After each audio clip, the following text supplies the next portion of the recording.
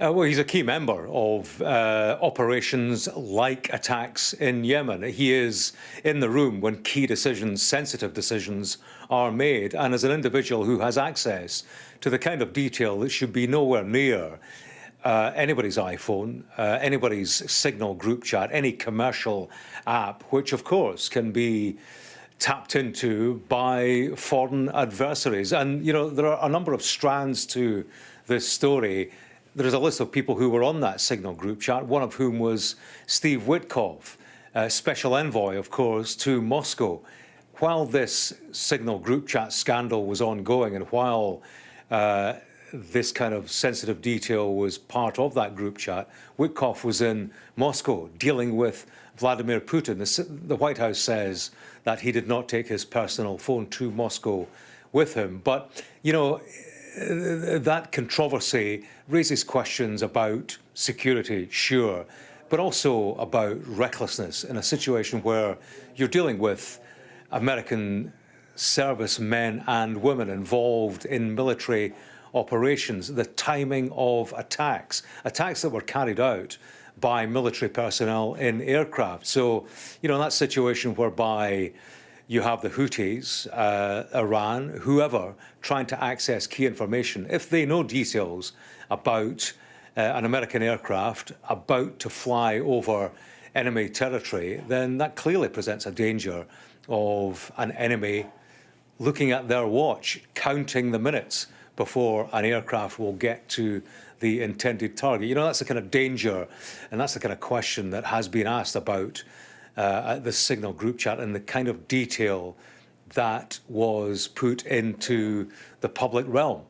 And, you know, bear in mind that the Houthis, they're no ragtag army. I mean, they're a sophisticated unit. And so there's this ongoing question, and actually an ongoing question about weakness within the Trump administration and recklessness, and that the degree of responsibility that Donald Trump has as commander-in-chief overseeing military strikes, military operations and American security, but also the lives and the safety of American service personnel.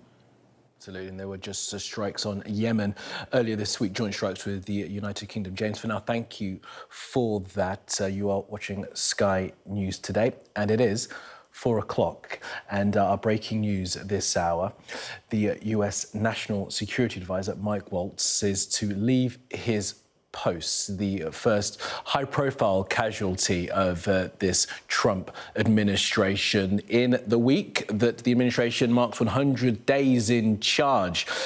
The announcement now that Mike Waltz, who is the National Security Advisor, who came to prominence because of his adding of a journalist called Jeffrey Goldberg from The Atlantic to a Signal chat group that discussed bombing Yemen by the US military, has now will be leaving his job at the White House. Our US correspondent James Matthews is still with us. And James, it's worth, I think, just reminding ourselves exactly who Mike Waltz is, a 51-year-old who's served in the House of Representatives from Florida for a number of terms. That's right, yeah, experienced politician and a key player in the Trump administration, an individual who has fronted up. We see much of him on TV and in the media presenting the Trump message. Indeed, we saw him not 2-3 hours ago on live television talking about this Ukrainian minerals deal, calling on Russia to come to the table. So as recently as this morning, he has been out there, a key player, centre stage in the Trump administration, and a man who holds the secrets, military secrets, and that is his political crime, is that he put those military secrets onto a Signal group chat. Signal is an app that is commercially available, Kamali, and to that extent, it is a fundamental weakness when it comes to national security. Something that China, Russia, America's adversaries will be all over. And I think there is an assumption in national security circles that Signal is the kind of app that, yes, the Chinese and adversaries will have access to. So you can imagine the horror within the White House when this scandal broke. Certainly horror and extreme controversy surrounding the White House. They have toughed it out thus far. I suspect, as I said earlier, to get beyond the 100 days. The 100 days is a key milestone for Donald Trump in terms of measuring, assessing the success of his presidency in the early days. Much media focus on that 100-day milestone. And I suppose, you know, when people and programmes reflect, as they have been doing all week, about his performance, he didn't want that blot on his copybook. In many ways at the time, it was a sacking waiting to happen. There was consternation that there had not been a casualty of such a flagrant, reckless breach of security.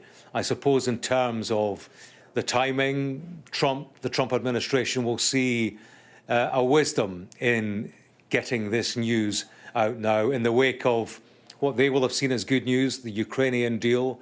You know, we had that news conference, didn't we, this morning, 8:30 in the morning, US time. Deputy Chief of Staff Stephen Miller saying many things, you know, regurgitating many of the key points of the Trump administration, PR reinforcement of what they style as success of Donald Trump. And now we have the very bad news for them that a key choice, a key selection made by Donald Trump at the heart of government has been deemed to be the wrong choice. It calls into question his judgment. And, you know, there are questions ongoing, clearly, about Donald Trump's judgment, because as we've been discussing, when it comes to Signal group chat, that's not the only scandal. Mike Waltz isn't the only alleged villain of the piece, because there is another Signal group chat scandal ongoing.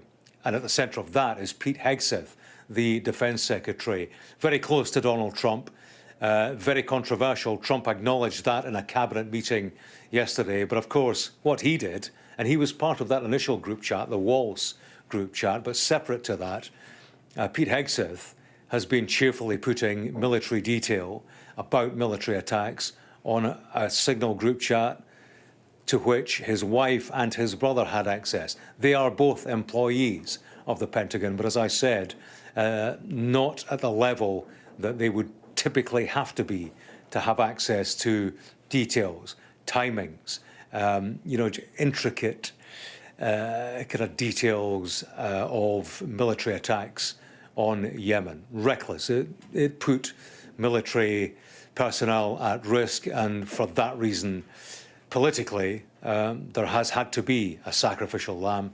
That comes in the form of Mike Waltz at the moment, but you know, it won't stop the questions about Signal Gate, about weakness at the heart of government when it comes to judgment, not just about personnel, but about how a government performs, you know, in the military sphere, in a theatre of war, and the responsibility that a government takes, that a commander-in-chief takes, with regard to the safety and security of the military personnel involved in those Yemen attacks. James, and Signalgate will continue as long as Pete Hegseth remains in post. As you say, toughing out for now, the Trump administration seems to, but it does appear as if Mike Waltz had the mark on him. There was questions reporting from earlier in April that he had been using a personal Gmail account to conduct some government business, which again brings into question whether or not some of the most highly sensitive, what should be the most highly secure documents and information at the top of the US government is being shared in the best and most secure way. But in terms of a national security advisor, I mean, this is, as I said, the first and most high-profile person to leave this Trump administration. But in Trump 1.0, the national security advisors kept going pretty quickly. I think he went through 3 in his time there, at least. John Bolton, Michael Flynn, General H.R. McMaster as well. So it's as you say, James, it's a position that has to work very closely with the president, and it seems now as if Donald Trump's run out of patience with this one. Yeah, Donald Trump has let Mike Waltz go. Many would see it as the right thing to do. So in terms of doing the right thing by the American people, many will see this as a move that had to happen.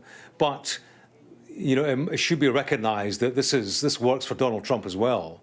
Because to be associated and to have in his team a man who had recklessly put military detail on a Signal group chat to which a journalist had access, to have that Gmail account, I mean, it is... the phrase schoolboy error doesn't do it justice, because you are dealing with such sensitive military information, secrets of a kind that should only be accessed by people in the need to know, and there are not many of them. But to casually discuss military secrets, military details, sensitive facts, figures, timings, individuals, it is the stuff of group chat, clearly, but simply nothing. It's just not something that Donald Trump has decided he could have within his inner circle, because it is behaviour and it is the kind of performance that undermines Donald Trump. He is styling himself as the deal maker, the peacemaker, but also as the warrior president. He talks tough. He is confronting conflicts around the world. He is threatening Iran with military action. And to style himself as a commander-in-chief who is responsible, who preserves and protects the safety of American personnel, but also who preserves his own clout and credibility. To have Mike Waltz in the Situation Room creates a situation that undermines Trump. There is a fundamental weakness at the heart of government, and simply not a recent history that he could carry with him in a situation where, he needs to underpin his credibility. Many questions about Trump, of course, going forward, as much as they style him as a successful president who has had the best 100 days ever in presidential history, and I'm quoting Stephen Miller there from that news conference this morning. He's also the president who has been involved, or his team has been involved in, hair-raising scandal that simply would not have been tolerated this long by administrations of the past. Questions going on, Kamali, not least about why they have waited this long for Mike Waltz to take the fall, because, he's been since the Signal group chat. I mean, that was 3-4 weeks ago. This character who has been reckless. The question, I suppose, is, well, if he was that reckless 4 weeks ago, what has he been doing since? And what else has he been involved in? And I suppose that's the question now, as it inevitably is in the wake of somebody being sacked. Why now? What has happened to make Donald Trump take that decision now as opposed to 4 weeks ago? Is it just timing? Is it just PR? Is it just to get beyond the 100 days? Or is there something else that we have not been told and perhaps we are about to be told? That's something else, James, and that's what's going through my mind at the moment, because as you rightly point out, the Signal group chat leak was on the 26th of March. It's well over a month ago since this happened. Mike Waltz, who then came out and took full responsibility for that situation, basically put his hands up and said he just doesn't know how. First of all, Jeffrey Goldberg, the editor-in-chief at The Atlantic's number got into his phone, but then how he ended up adding it to that group chat. And as you explained, they all exchanged then what seemed hugely sensitive material about the strikes on Houthi targets in Yemen, with timings, with munitions, with armaments, with the kinds of jets to be used, putting at risk those individuals who were involved in that, putting at risk US military personnel. Mike Waltz saying it was his responsibility, Donald Trump passing it off as a glitch, and that was back in March. So extraordinary that it's taken up to this point for the decision to be made, as Mike Waltz is to leave his post, whether or not he has decided to step down by himself, whether or not Donald Trump has told him he needs to step down, which may well become clearer in the fullness of time. I mean, Mike Waltz, a 51-year-old former representative from the state of Florida, served 3 terms in the House of Representatives before taking on that role as the national security advisor for Donald Trump. He's a former army veteran. He served in the army in the 1990s. And also has had experience working within government. He served in the administration of George W. Bush. He advised the Vice President Dick Cheney during that administration as well. And in 2010, he founded a consultancy to look at security and defence issues. As we're looking here at the Vice President of the United States, J.D. Vance, who's just arrived, I would guess, back in Maryland on, I think that's one of the Marine 2 aircraft.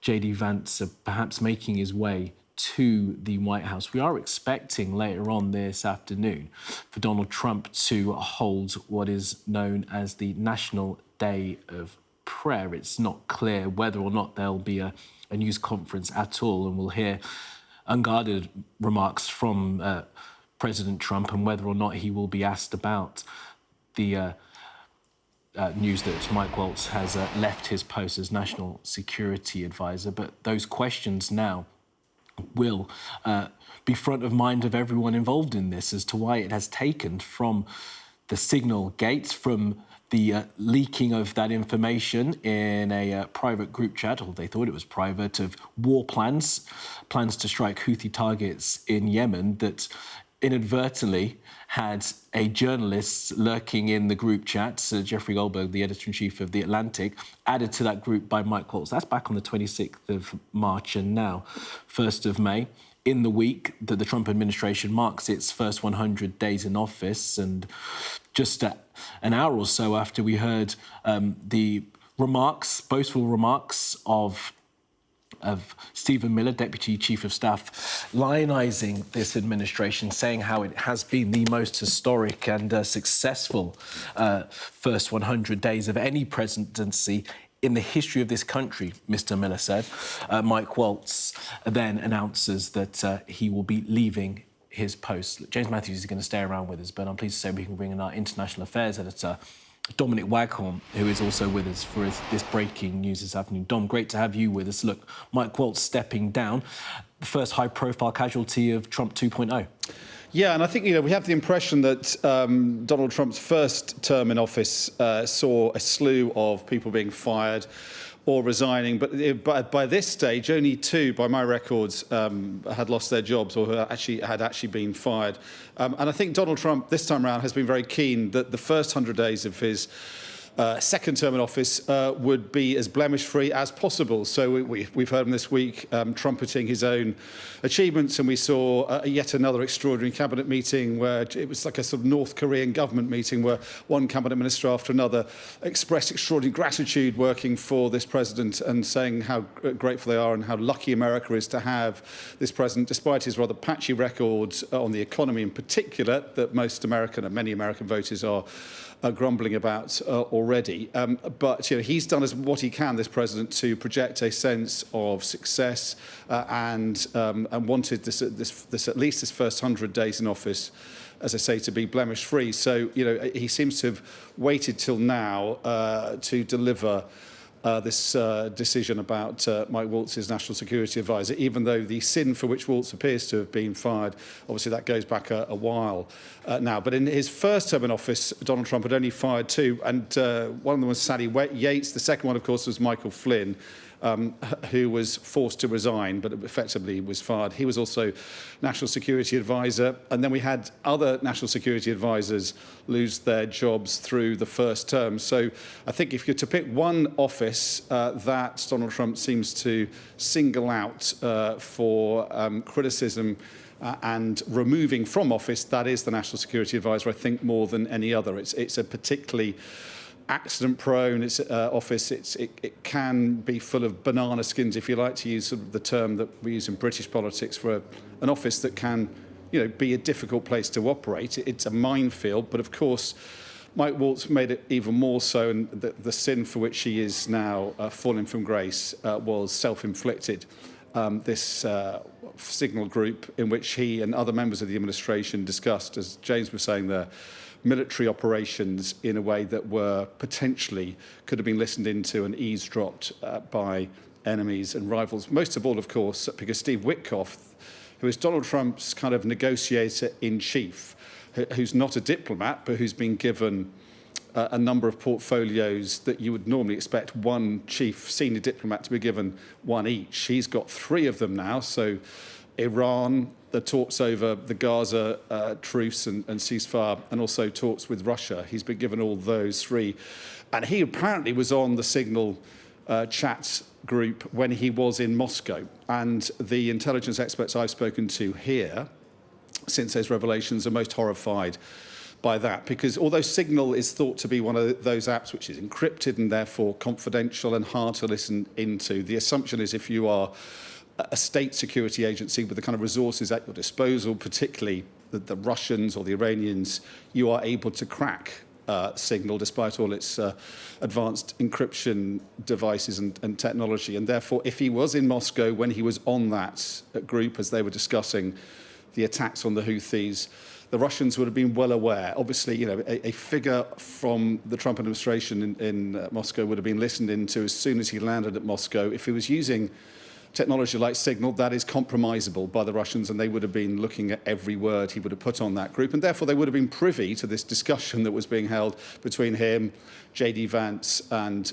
Mike Waltz. And that's caused, I think, the greatest concern, extraordinary act of incompetence and not acting confidentially that effectively or could have exposed American servicemen and women to danger because of course, the Russians' close allies over Ukraine and other matters are the Iranians, who are very close allies and effectively the sort of protectors and patrons of the Houthis, and therefore along that chain you could have seen information being passed all the way down to the Houthis that could have been dangerously used against Americans. So for all those reasons, Mike Waltz has been singled out because he accepted blame. He is the scapegoat for what I think many people would say was transgressions that a number of members of the Trump cabinet are guilty of. All those members on that group, many people would say, were equally culpable, but it's Mike Waltz, it seems, who is being made to walk the plank for it. At this point, indeed, Dom, and it's also his deputy who is also going to be stepping down as well from that particular post. Michael's deputy, Alex Wong, is going to be leaving his post as well with immediate effect. And Dom, look, as you say, look, it was a bit of a banana skin, I guess, for people having that job. In the first Trump term, he went through 4 of them, I think. I mean, I've got them here in front of me. He went through Michael Flynn, as you say, had to stand down. Keith Kellogg then was in there for a bit, but only in an acting role. H.R. McMaster, of course, in and out. John Bolton, same deal. And then Robert O'Brien, who did manage to hold on to it for a year. But for the 4 years of the Biden administration, we just had one National Security Advisor, Jake Sullivan, who was there throughout all of it. So the question, I guess, now is whether this is the beginning of Donald Trump wanting to have someone in that role, I don't know, that he can either rely on completely. We always hear these things about Donald Trump demanding loyalty, and it begs the question as to whether or not something else has happened here that has led to a month and a bit on from the indiscretion of adding the editor-in-chief of The Atlantic to a Signal chat group for him then to be leaving now on the 1st of May. Yeah, I mean, I think there are a number of things potentially going on. I think, you know, this is a president who didn't want he wanted the first 100 days to go as smoothly as possible. And what he didn't want was really sort of comparisons to be made with this second term in office and those first 100 days of his second term with the first administration, because I think he wants to give the impression that the first term in office, he was seen very much as someone taken by surprise, rather, that he won the election and he didn't have a team ready to go into office. So he was surrounded by competent and seasoned operators from intelligence, from the military, from the worlds of diplomacy and geopolitics, some of them. And they were the kind of ballast around this rather mercurial and maverick president. And I think their presence reassured America's allies. But I think, for Donald Trump, that was a mixed blessing, because he found it very frustrating by being surrounded by people who often said to him, no, he couldn't do what he wanted to do because it was unconventional. conventional. And I think what he's decided to do second time round is not to have those kinds of more conventional players in his cabinet and in his administration, because he wants to have people who are more prepared to go along with what he wants to do. And also I think he clearly feels more experienced and more confident, in his second term in office. But I think, it makes it less likely he's going to fall out with those around him, probably less likely he's going to be frustrated. I think a number of the firings in his first term in office did seem to be almost vindictive. They certainly seem to have been carried out by a president who was angry and very frustrated. You'd expect him to be less so in this term in office, his second time round, because as we've seen, from these very publicly filmed cabinets, he's surrounded by people I think many people would regard as sycophants, or certainly people who are kindred spirits who very much agree with what he says and have shown their loyalty. And that's the crucial quality that Donald Trump looks for now in lieutenants and people in his administration. People who are loyal and therefore are less likely to cause him the kind of anger and frustration and resentments that led him arguably to firing a number of people in the first term in office. So, I think he has decided in his first 100 days to not have anything that looked like the chaos of the first time round. And he's at pains when he speaks publicly to talk about the success, to talk about the amount of work that needs to be done, but saying that this time round his government is going at a speed that he's happy with. There's no real sense of frustration there. So it's part, I think, of giving this impression that his second term in office, the first 100 days at least, is different to the first time round. But clearly he's felt he's had to do something about Mike Waltz, and that Mike Waltz is the scapegoat for what was a very embarrassing security lapse that involved his vice president and involved his close confidant and chief negotiator, Steve Witkoff, and a number of other officials, but it's Waltz who's got to go. I think, Kamali, also you might wonder as well whether this is a president who certainly, first time round, was thought to act emotionally, and whether he's been frustrated by the kind of negative press he's got this week about the economy. That, I think, is something that will have wound him up. It's something that will infuriate him. And his critics might say he's taking it out on Mike Waltz, as he did the first time round. I mean, that's speculation. He may simply have decided that someone had to go for the security lapse.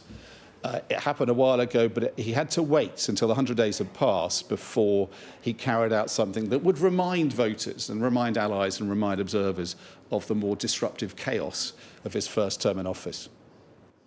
Okay, Dom, for now, thank you for that. So I'm just going to let viewers know exactly what we are looking at right here. This is the lawn of the White House, one of its lawns, as we are awaiting the beginning of the National Day of Prayer. The President will be there, of course, to begin this event, which is an annual event at the White House. As people from all faiths, as you can see there from this shot, all faiths and all communities come together to mark prayer as a community of people. And Donald Trump will be there, of course, to open this event. It's not clear at all whether or not he will then give comments following this event. Now, Mike Waltz was seen earlier at the White House just hours, of course, before it was announced that he was going to be leaving that post. There he is on the very left of frame. He just dipped in and dipped out. Static camera, of course, so it's not moved to try and see him. But Waltz, who was also there at the cabinet meeting that was described by James and Dominic as a series of his officials, Trump's officials, praising him, the many members of that cabinet telling Donald Trump just how great his first 100 days have been. And Mike Waltz was indeed one of them, praising the strength of Donald Trump's leadership, putting together all the different parts of the federal government and pushing in one direction, Mr. Waltz had said, singling out Donald Trump as being the only person that could have done that and brought the country to this particular point. Well, 14 hours or so after that, he's out of his job. Let's bring in our security and defence analyst, Professor Michael Clark, who is with us as well now for his expertise on this. Professor Clark, great to have you with us. Good afternoon to you.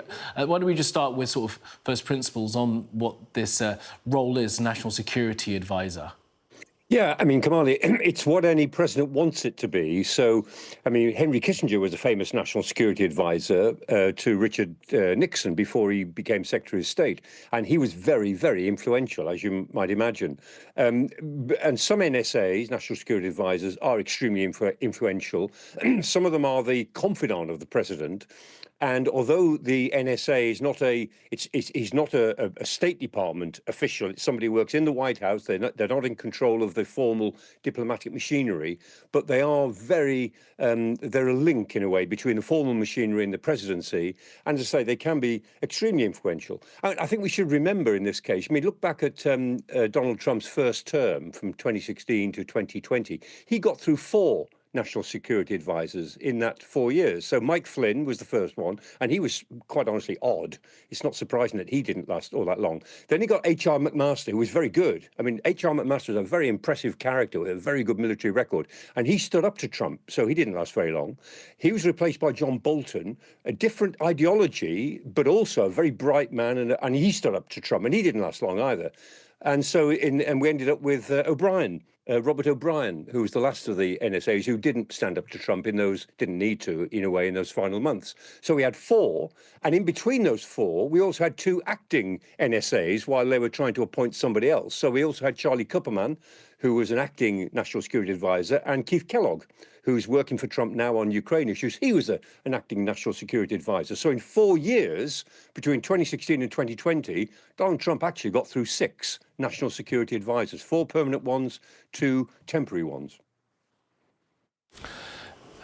And Michael, look, so that's the 4 that Donald Trump went through. Of course, I made the point to Dom as well that Donald Trump may have gone through 4 in his first term. Joe Biden just had the one, Jake Sullivan, who stayed through all the 4 years of his term. And it's interesting, Michael, as you describe it, that this individual is kind of whatever the president wants them to be.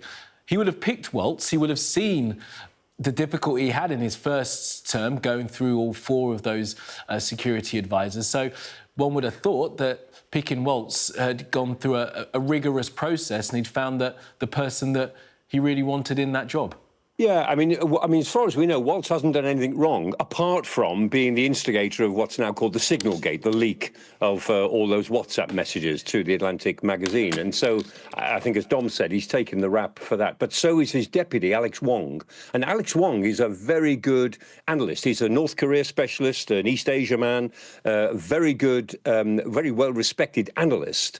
And because he's the deputy to Mike Waltz, and Mike Waltz is going, so Waltz and the deputy are going, I think, as a sacrifice to that particular mistake that was made. But also, it's clear that although I don't think Mike Waltz has actually done anything wrong, apart from that, during the first 100 days, he hasn't been as prominent as other members of the team. And what's clear is that Marco Rubio, his status has grown rather because he's a bit of a steadying hand in foreign policy when everything else has been erratic. Pete Hegseth, the defense secretary, quite honestly, is not inspiring confidence around the world because he's so inexperienced and he's wild. I mean, he just has some wild ideas. And then there's J.D. Vance, the vice president, and the people behind him, like Peter Thiel and so on.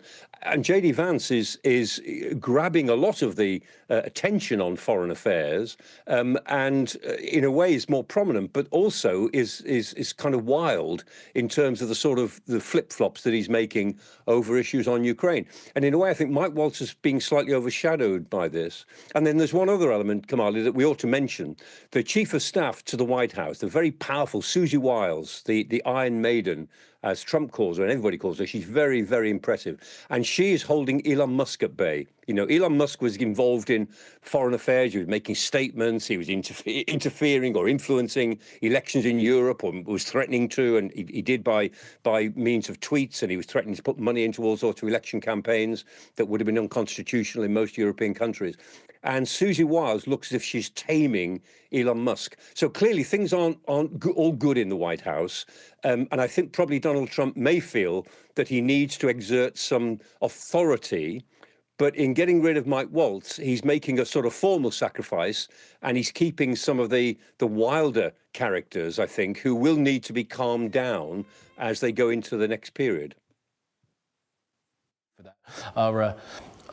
Presser Clark, thank you very much for that. Our International Affairs Editor, Dominic Waghorn, is still with us for this breaking news as we continue to react to the fact that Mike Waltz, the National Security Advisor, is to leave his post with immediate effect. What's become perhaps the most high-profile casualty of this second Trump term. And Dom, it's interesting what Michael was saying there towards the end of his answer, that I guess when looking at who replaces Mike Waltz, there's quite a choice to be made by the president. As Michael describes it, this individual, this role is really whatever the president wants it to be. Can you reflect on, for us, Dom, how allies and adversaries around the world will be looking on at this point as they see, someone who was advising the president on military action now having to leave their job just after the first 100 days? Well, I think, allies will be looking on, most of all, from a rather selfish point of view and from a security point of view, hoping that he is replaced by somebody who will show a bit more respect for the principles of security and for secrecy that he was in a job to protect, but did such a bad job ensuring were applied, particularly with this use of the chat app Signal. Now, Signal, to most of us, is thought to be a highly confidential, encrypted app that allows you to send messages to each other without any fear of being, listened into. And it is used, by journalists. It's used by human rights activists. It's used by activists, for instance, in Assad, Syria, to send messages in the confidence that they won't be listened in too much. But if you are a state-sponsored, if you're a state security agency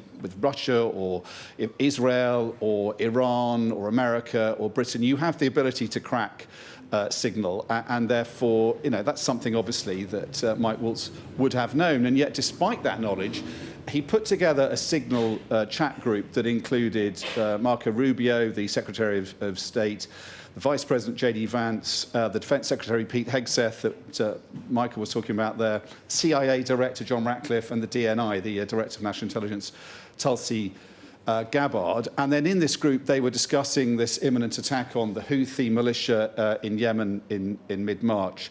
One of the members of this group appears to have been in Moscow at the time. That's Steve Witkoff, who is Donald Trump's golfing partner, but also the man he's put in charge of not one or two, but three very important negotiations portfolios. And the detail within those portfolios is highly confidential for very important reasons. He was in Russia.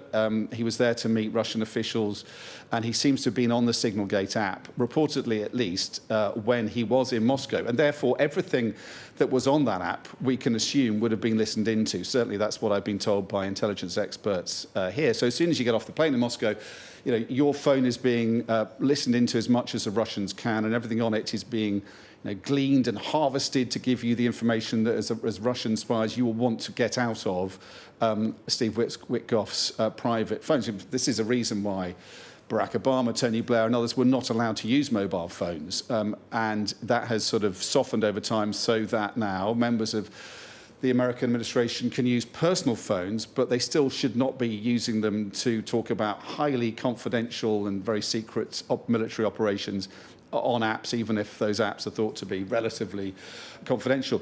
What added to this, Kamali, to be even more a kind of moment of sort of amateur hour security run by the man who was meant to be in charge of American national security, was he then invited a journalist, Jeffrey Goldberg for The Atlantic, who is not even somebody very sympathetic to Donald Trump. Of all the journalists, you might not have wanted to be on that group. Obviously, you wouldn't want a journalist at all. But Goldberg is probably near the list of journalists. And it's still not entirely clear why Mike Waltz or members of his team invited Goldberg to be on it. And that's how we know about it, because, of course, Goldberg was listening in. He said initially he thought he was being trolled, that it was an elaborate operation to kind of lure him in and then make him make a false report that would then destroy his reputation. So he was reluctant to believe what he was seeing in this Signal group was what it appeared to have been, which was senior members, the most senior members of the Trump administration, bar the president himself, discussing an imminent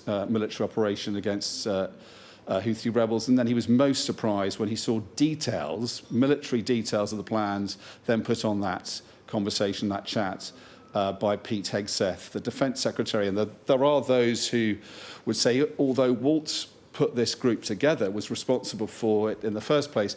It was actually that act of broadcasting on a compromisable platform the details of a military operation that Pete Hegseth was guilty of, that was a higher crime, and therefore, I think he is very much, as Michael was saying there, in the firing line for potential other actions by the president if he wants to remove more members of his administration, not just for that, but for other reasons as well. But it was an extraordinary breach of security, I think the likes of which we've never really seen, not just in America, but in European nations either. And it's something that I think massively has undermined America's reputation and prestige in terms of security, and obviously did enormous damage to Mike Waltz. But the president did not want to take action, it seems, against him, it seems, until the 100 days of his first term in office were over. He didn't want to have any kind of, he didn't want to give oxygen to the scandal that Signalgate was, give it any further oxygen by firing one of the key protagonists in the story, and he's chosen to do so now that the 100 days are over. And of course, the question that we're asking now is who replaces Waltz, but also, is he the first of a number of officials that Trump might like to remove from office? Because, of course, in his first term in office, he did fire a lot of officials. The assumption we're making is he doesn't want to do that. He doesn't want to have comparisons made with the more chaotic disruption of those first 4 years. But we're now seeing, a repeat of those events, at least the first single act of administration official being let go for, in this case, an extraordinary breach of national security.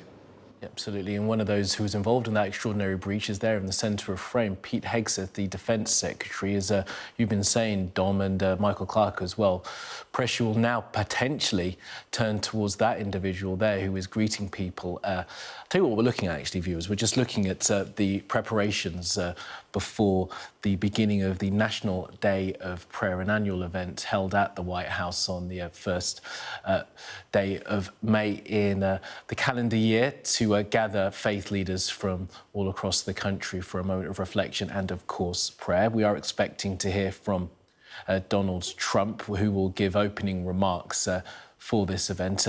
Not clear yet whether there will be a news conference, but of course those questions about the decision to lose Mike Waltz as National Security Advisor, and questions, I guess, about whether or not pressure now turns to Pete Hegseth, the Defence Secretary, who, as Dom has been pointing out, was involved in that Signal group chat. And Pete Hegseth has had his own secondary Signal gate when he also added his wife and his brother and his personal lawyer to a Signal group chat, and again discussed what you would imagine are very sensitive matters, security matters that should not be discussed on a privately held group chat.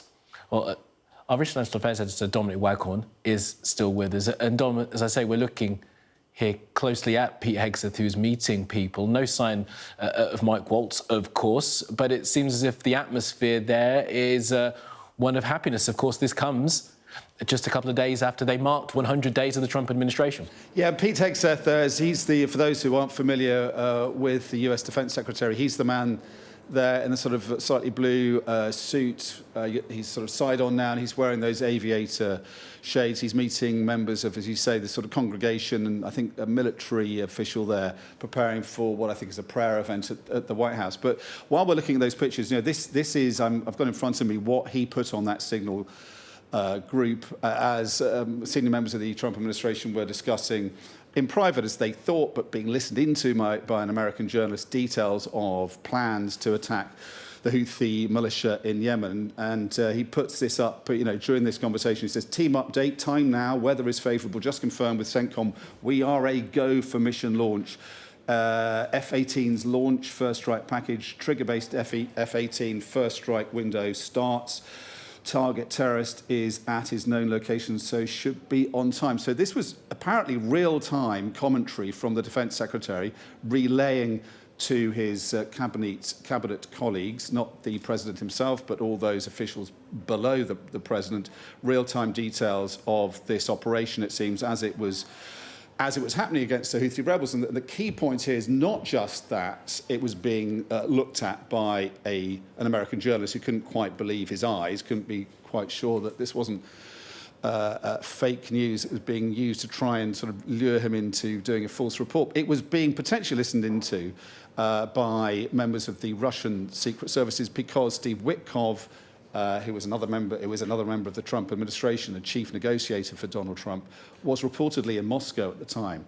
And although Signal is regarded as a clandestine and confidential encrypted app, it is something that is thought it's easily compromised by state security agencies like the FSB in Russia. And of course, Russia is an ally of the Iranians, who are allies of the Houthis, in fact, the patrons of the Houthis. So potentially you could have seen a sort of a cascade of information coming from Pete Hegseth's Signal chat on the phones of these officials into the hands of the FSB, being passed on to the Iranians, being passed on to the Houthis. And potentially, although this clearly didn't happen, it seems, we have to wonder how much the Russians would have shared this information, but potentially you could have had a situation where this information was being passed on quickly enough to fall into the hands of the Houthis that could have endangered the welfare of those American security forces and military personnel carrying out this military action. That's the principle that's at stake here. It's not just that journalists could have been listening in, but potentially it could have been listened to by America's enemies. And of course, for America's allies, that is a crucial fact here. These officials appear to have been very cavalier in their use of this technology in such a way it could have endangered the welfare of members of the armed forces, not just of America, but of its allies. So if you look at Pete Hegseth, as we were looking at earlier, he's somebody who is held responsible for that as much as Mike Waltz, and therefore I think a question mark remains over his future as well within the Trump administration for a number of reasons, but I think most of all over his role in Signalgate, the scandal that has now claimed the first scalp of this Trump second term in office. Dominic Wyckoff, our International Affairs editor, with his analysis. Thank you very much for that, Dom. We're continuing to look at these pictures here, this footage from the White House lawn, where it does appear as if the National Day of Prayer has begun with a hymn potentially. See people's arms raised there. The National Day of Prayer is held on the first Thursday of May every single year as a moment for people from all faiths to gather at the White House, led by the President of the United States, in a moment of prayer. We are expecting to hear from Donald Trump shortly once this event gets underway properly. But we're continuing our coverage of the news of the loss for the Trump administration of Mike Waltz. As Dom was saying there, the first high-profile scalp of this Trump 2.0 administration. Mike Waltz, the national security advisor, who was announced in the last half an hour or so, will be leaving his role, as well as his deputy as well, Alex Wong, who's also going. Our security and defence analyst, Professor Michael Clark, is with us for his expertise on all of these matters. And Michael, thoughts will now turn to who will replace Waltz. You were telling me earlier that really this is a role that the president puts into which the president puts whomever he thinks he can work with best. I mean, what do they actually do in terms of that advice for the president? Are they the ones in all the high-level cabinet meetings? Are they the ones that help the president make that final decision as to whether or not troops go into danger? Yeah, normally that's what you'd expect them to do. And the point is the National Security Council, the NSC, is a very big organisation. I mean, we have an NSC in Britain, but that's a much smaller organisation, whereas the NSC in America is a big bureaucracy. And a lot of people work in it, a lot of very specialised people, big teams. And the NSA, the National Security Advisor, in a sense, encapsulates what the NSC is doing. And so the National Security Council will produce lots of material, lots of recommendations. I mean, all presidents say, give me options. I'm faced with a crisis. I don't know what we're going to do about what's happening in Korea, what's happening in China, whatever it might be. Give me options. And the NSC will have to come up with options, along with the Pentagon as well. But the NSC options are about broader security, not just about military affairs. And then the National Security Advisor obviously will use his or her own expertise in that. Again, there has been a female National Security Advisor, Condoleezza Rice. She was a National Security Advisor herself.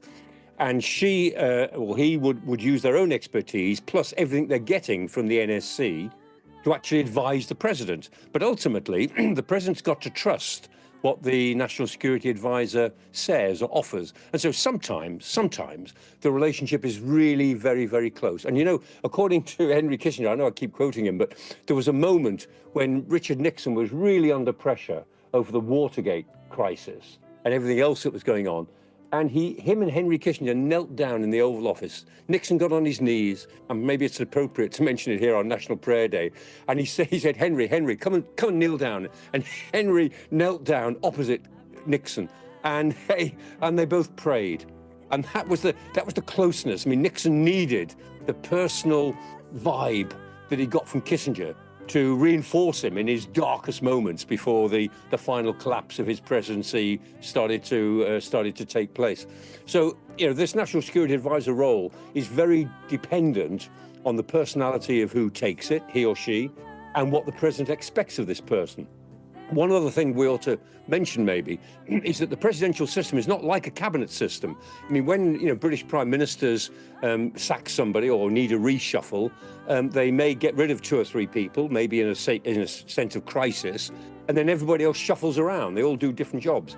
In the American system, nobody shuffles around into a different job. It's very unusual. You either do the job that the president asks you to do, or you stop doing it and somebody else comes in to do it. So it wouldn't be the case, you would imagine anyway, that, say, Marco Rubio would be moved to be National Security Advisor, or Pete Hegseth would become the NSA. That would be very unusual. So whoever is the next person will be coming from, as it were, outside of the Oval Office circle, the White House circle, and they'll come in to take on that role, and they'll fit in with the team that's existing there of Rubio and J.D. Vance and Pete Hegseth and so on. One other point I must mention, and Dominic was mentioning there about Pete Hegseth's embarrassments in the role that he's performing. Donald Trump yesterday was asked point blank by the press. He said, "Do you have confidence in Pete Hegseth?" And he said, yes, of course I do. He said, this was lovely the way he said it. He said, "He's a very good defense secretary. He might be a great one. But for now he's good." And so he's sort of saying, well, you know, Pete, there's another level you've got to go to yet. I'm prepared to say you're good, and you have the potential to be great. And that was a sort of a second-hand compliment, I think, from the medieval monarch that President Trump now is. Almost like the chairman saying they've got faith in the manager until they haven't. Until the day comes when they don't, yes. Exactly. And Michael, look, Waltz, of course, who does have more experience in this sort of area of security than one would think Pete Hegseth has now had to step aside. It will become clear, I guess, in the fullness of time exactly whether or not he chose to resign. He was told to resign. He was pushed out entirely.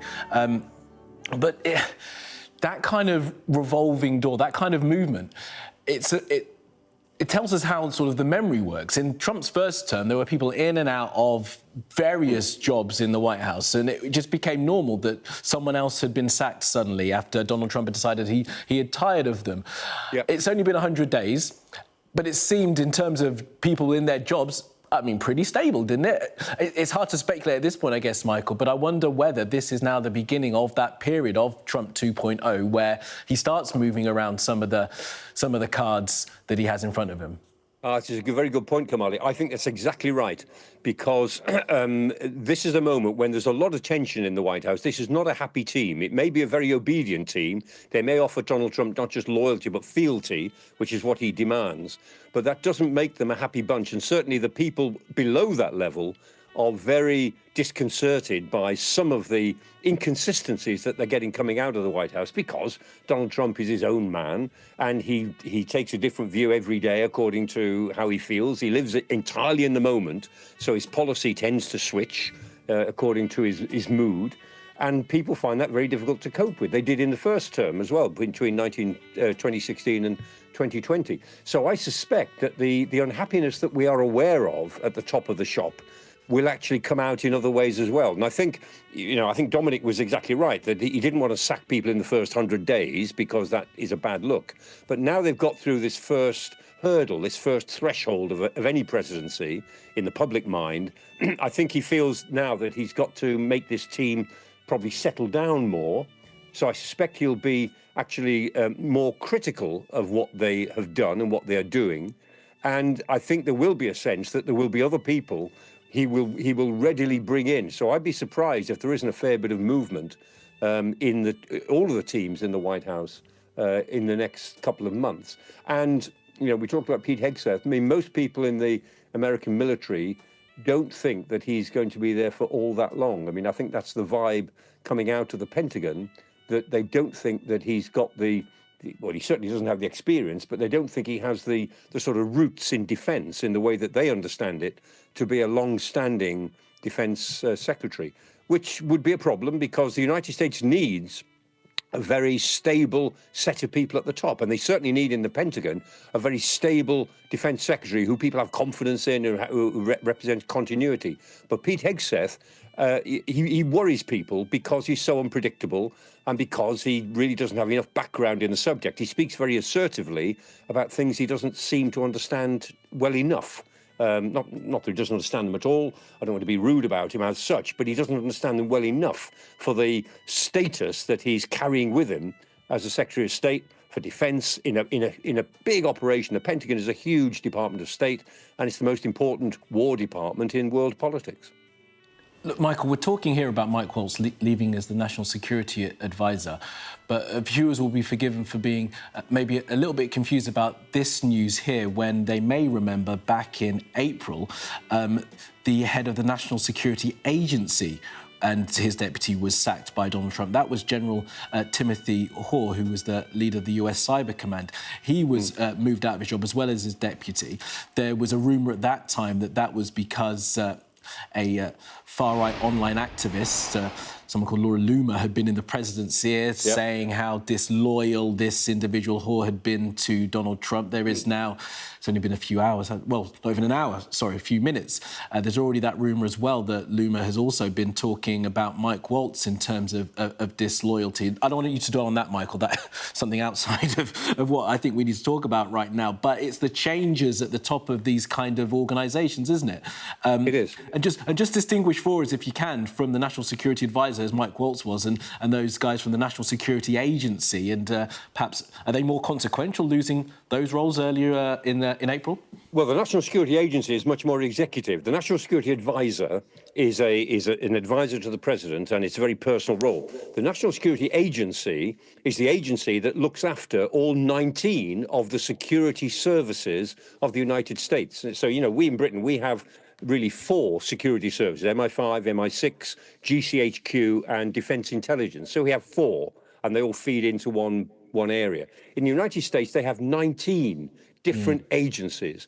And traditionally, there's the FBI, the CIA, there's the military agencies, and so on.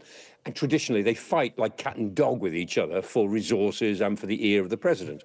And the National Security Agency is a relatively new organisation, but it only goes back about 20 years, and it's actually there to bring them all together, to act as the executive head of all that they represent. And so the director of the National Security Agency is a very important post, and that is a very important job to do. But of course, as you said, there are all sorts of stories going around that people are at the second and third levels are being dismissed and have been dismissed simply because they don't seem to be keen enough on MAGA republicanism. Some of them have been regarded as ideologically unsound and have been pushed out for that reason. And that's caused a great deal of resentment in all of the agencies.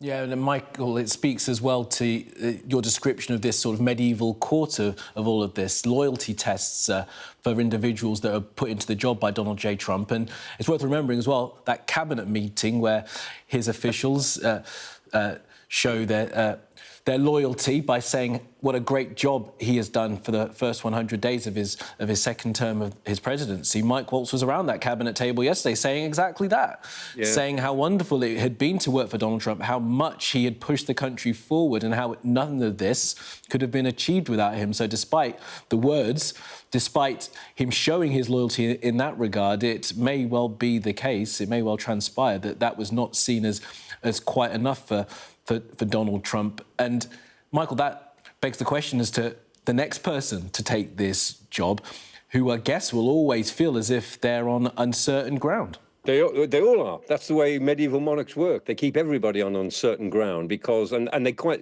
traditionally, people like the sort of autocrat that Donald Trump is, and the same as Vladimir Putin, same as Xi Jinping, same as autocrats all over the world. They like the fact that their subordinates fight with each other because it means that their influence, the influence of the boss, is paramount. If they see colleagues actually getting on very well together, they worry about a cabal forming against them.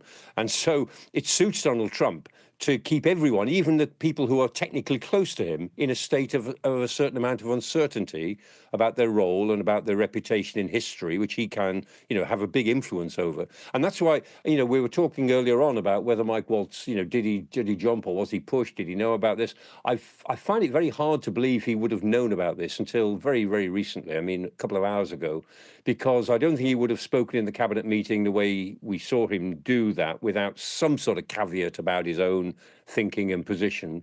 And I don't think we'd have seen him moving around the White House area quite the way we just did if this news had not come as a bit of a shock to him.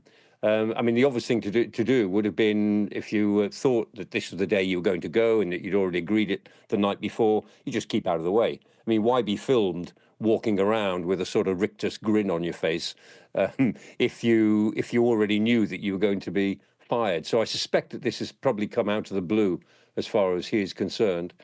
And we'll see, what sort of loyalist, and it will be an ultra loyalist, is brought in as another national security advisor. And the thing is, in the first term, you see, I mean, Donald Trump started off in 2016 with Mike Flynn, and he was an ultra loyalist. He was a MAGA Republican, but he really was a rather odd character, and he really didn't do the job terribly well, and he got himself into all sorts of trouble. And then Donald Trump was persuaded to bring in H.R. McMaster, and that was meritocratic, because H.R. McMaster, he'd been a very distinguished general, commanded in Afghanistan and so on, and McMaster was a good strategist, and people had obviously said to him, look, this is the man you need. This is the man with a cool head, a good way of thinking about things. He understands what you need. This is the man who, on merit, would be a good national security advisor, and he was. But of course, because he stood up to Donald Trump, he couldn't last. So, in a way, Trump has tried the meritocratic route. He doesn't like that. He wants an acolyte. He wants somebody who is absolutely on song with him. But who that person would be, who can also be a really cool a geopolitical analyst who understands what's going on in the world, these people are not that hard to find in the MAGA Republican circles, certainly not the ultra-loyalists.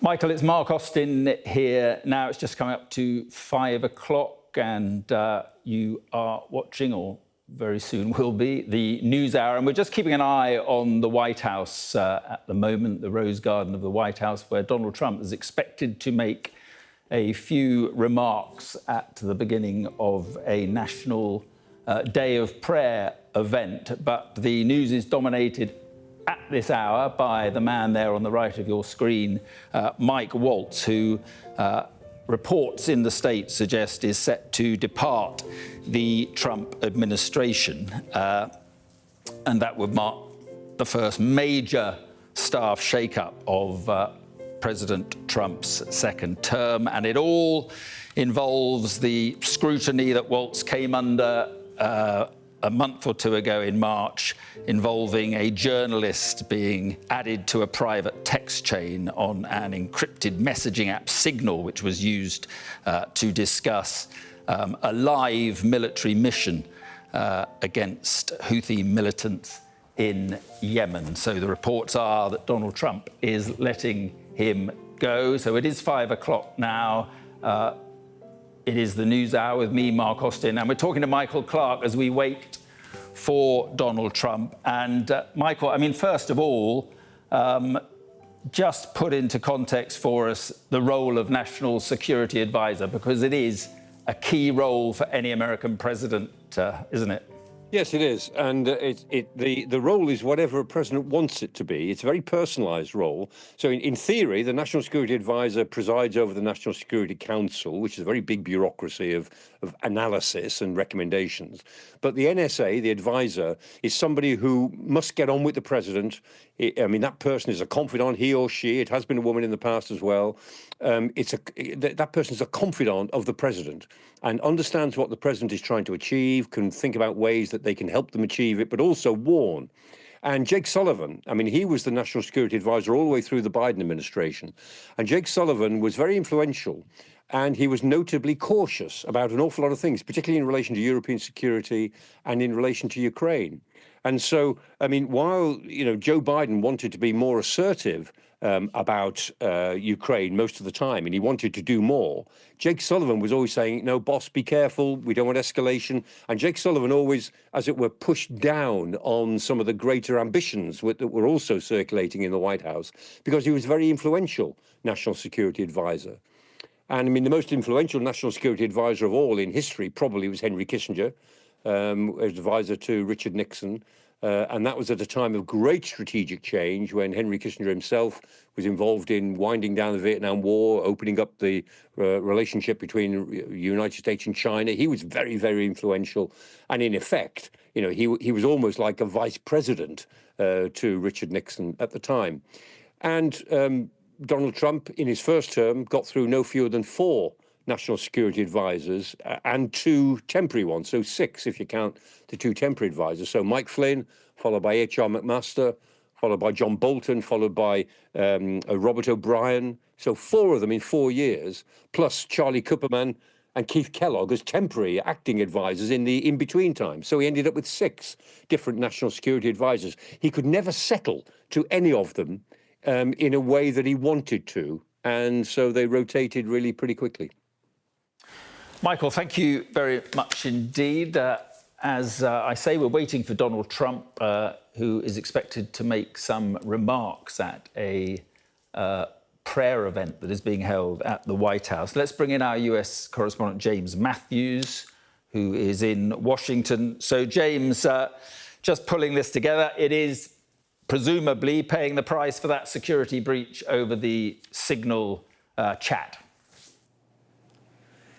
Yes, Mark. And, timing's everything with Donald Trump. This week, we have had the 100-day milestone, haven't we? The measure for many about the measure of the president's performance. I suspect this is a sacking that has been in the post since the scandal broke, but it could not take place until we got beyond the 100 days. So that on reflections about Donald Trump's performance, that wasn't the blot on the copybook. But, his card was marked, Mike Waltz, from the moment this scandal broke. And what a scandal it is to look at that Signal chat, this emoji-laden Signal chat about a US military strike. It read like gossip from excited youngsters, talking about timings, talking about weapons to be used, putting the lives of US service personnel at risk. And Mark, I remember I was covering the first Gulf War, as perhaps you were too. I was in Saudi Arabia, and I'll never forget the day when British aircraft were taking off. There was a journalist beside me who said, there they go, live on TV, there they go, the British Tornado aircraft going to bomb Iraq, going to bomb Baghdad.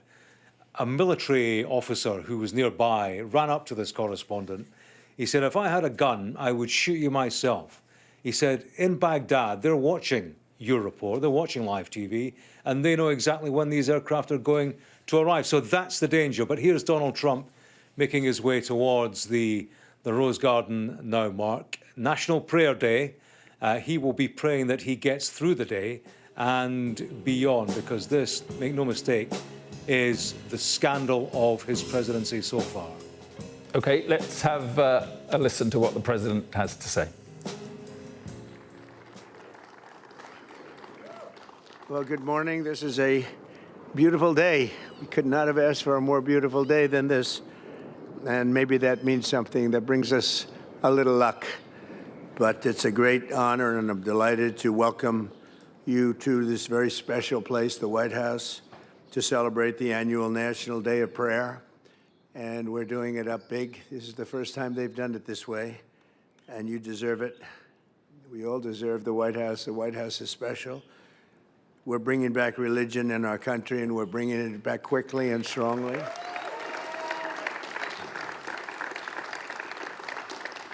Because for America to be a great nation, we must always be one nation under God, a phrase that they would like to get rid of, the radical left. But Ben, I don't think we're going to let them get rid of that, right? We're not letting them get rid of that.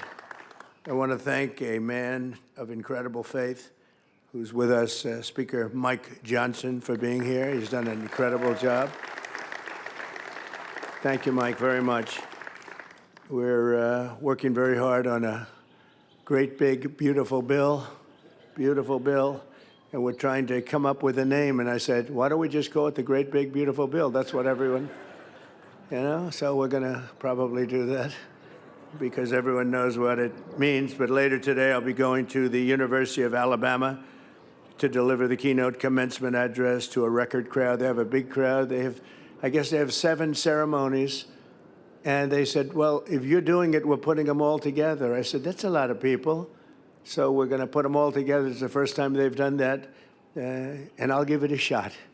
All right? I hope we can entertain. I will give it a shot. But before we begin, I want to let you know what I was just doing in a really great meeting with Speaker Johnson. We heard also Majority Leader Steve Scalise, Chairman Brett Guthrie, who's a fantastic guy, and Chairman Smith. Everybody knows Chairman Smith. He's the most knowledgeable person on taxes and finances there is, to be updated on the progress of the One Big Beautiful Bill. We love that bill. I won't like it if it doesn't pass, neither will you. If it doesn't pass, your taxes are going to go up 68%.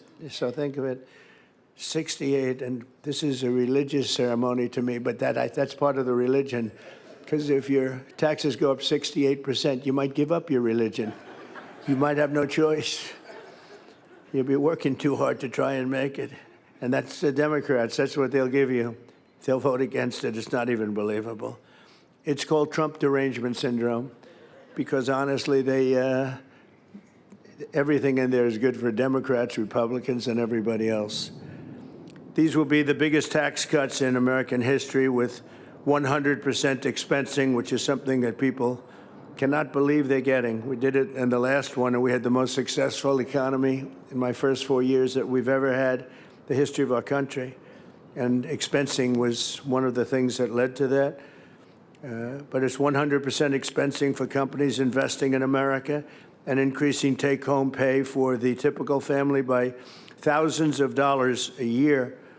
And to show you how middle income this is, there'll be no tax on tips, no tax on overtime, no tax for the great seniors in Social Security. So you have no tax on Social Security for our great seniors.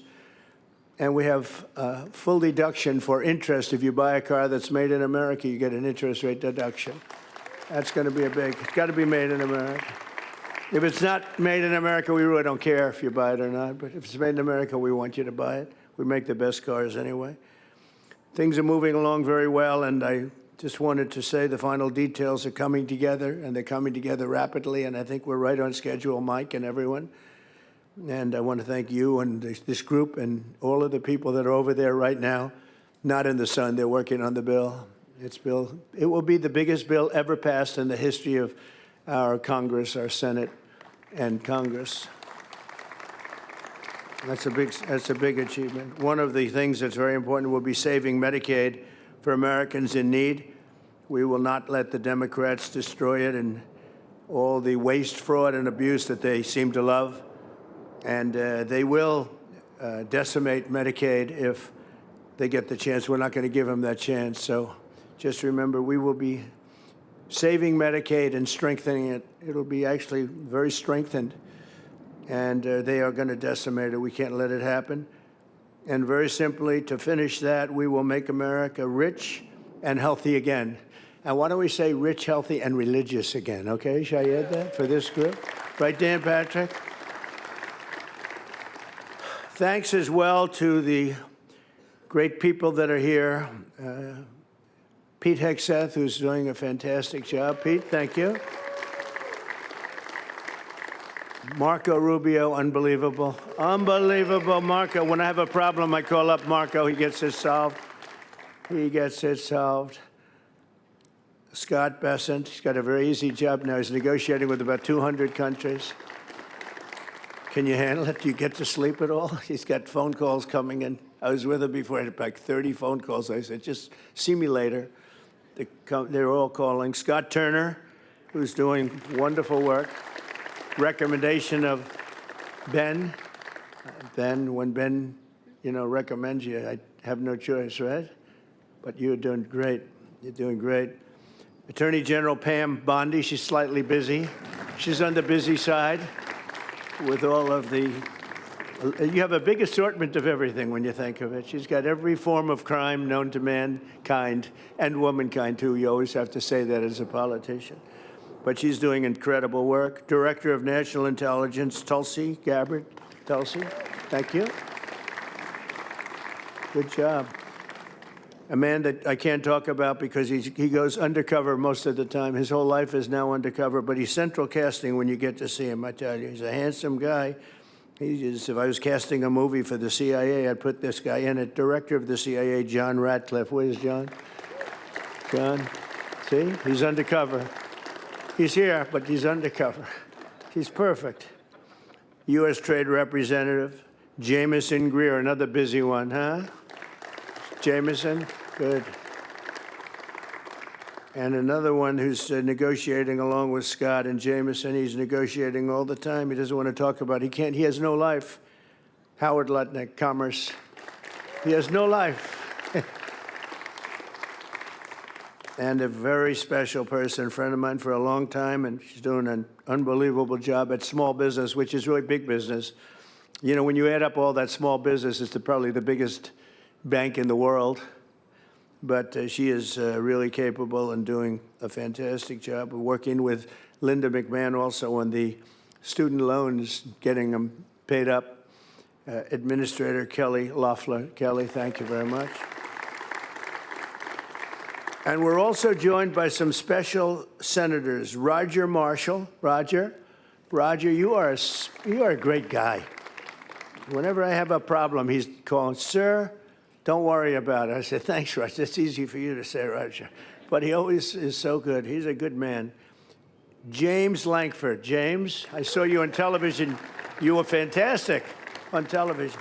James was defending me on television, something that's not easy to do, but he did a good job. Thank you, James. And Mark Wayne Mullen. Mark Wayne, where are you? Don't ever fight Mark Wayne. Yep, thank you, Mark Wayne. Don't ever fight him. He was a fighter. And Cindy Hyde-Smith is here. Cindy, hi, Cindy. Wow. And we have thanks, Cindy, you're doing great. I looked at your numbers. You're very popular. You don't need me to go out and campaign with you this year, huh? Isn't that good? Representatives Mark Harris, Mary Miller, Gary Palmer, Marjorie Taylor Greene, Robert Adderholt, Jason Smith, Chris Smith, Tim Walberg, and Josh Brenkein. Thank you all for being here. And we have some others, but I can't see them. I just cannot see them, so I'm going to get myself in trouble. They'll never vote for me again, Ben. That's the problem. If you don't mention, hi, Mary, but Mary will. Thank you also to Senior Advisor Pastor Paula White, who has been so incredible. She's been right from the beginning, Paula, right? And we had like a 94% poll number, and I think Paula got it more than I got it. She's saying, no, I'm telling you, he's a good person. Well, we don't like him. We don't like him. I'm telling you, he's done more for us than anybody. Oh, okay. And she got us up to about 94%. And my old friends, they couldn't believe that I got that kind of a number with you, understand? But you have done a great job, and Jenny Korn has done an unbelievable job. Jenny?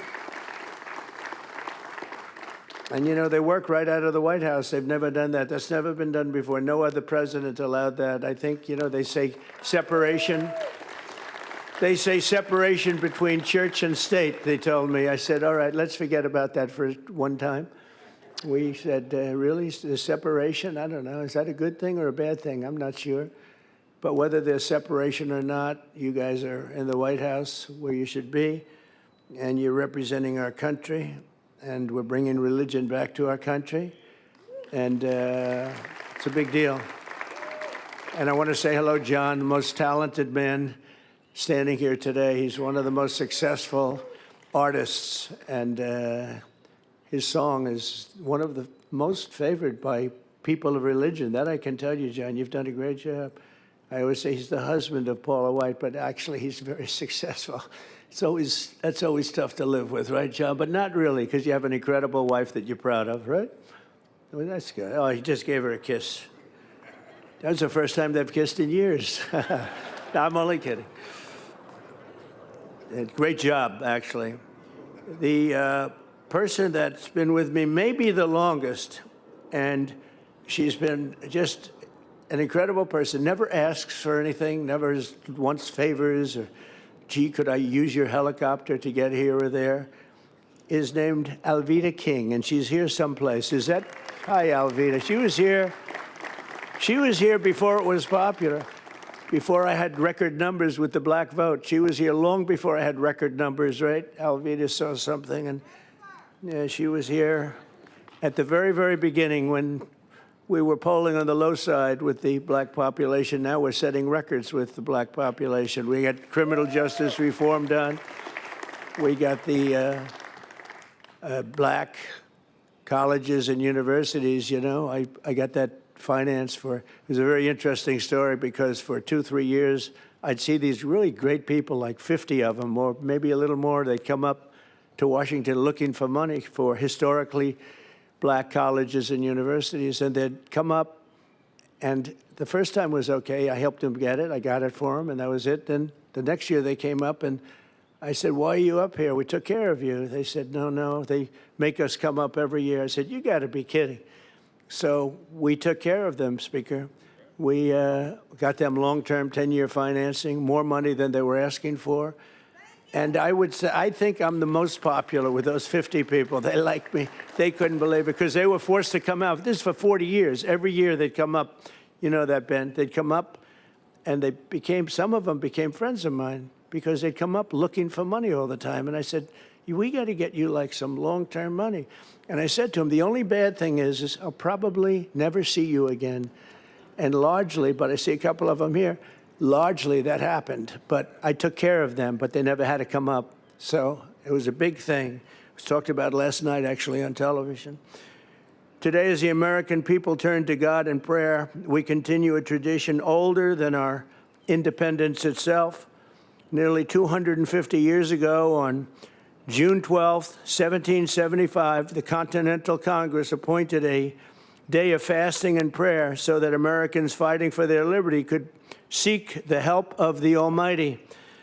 And when you look at that, June 12th, 1775, so we have a very, very special day coming up. You know, we have a lot of them during this term. And interestingly, I had none of them had I not had a rigged election. Had the election not been rigged, I would have been out of here. I would have been gone. The radical left would have said, we got rid of him finally. But no, now they have me for another 4 years. We talk about that. And in the other 4 years, you know, I sort of said, I got the Olympics to come in, and I got the World Cup to come in. And I said, you know, the sad part is it's going to be in the, would be the third term.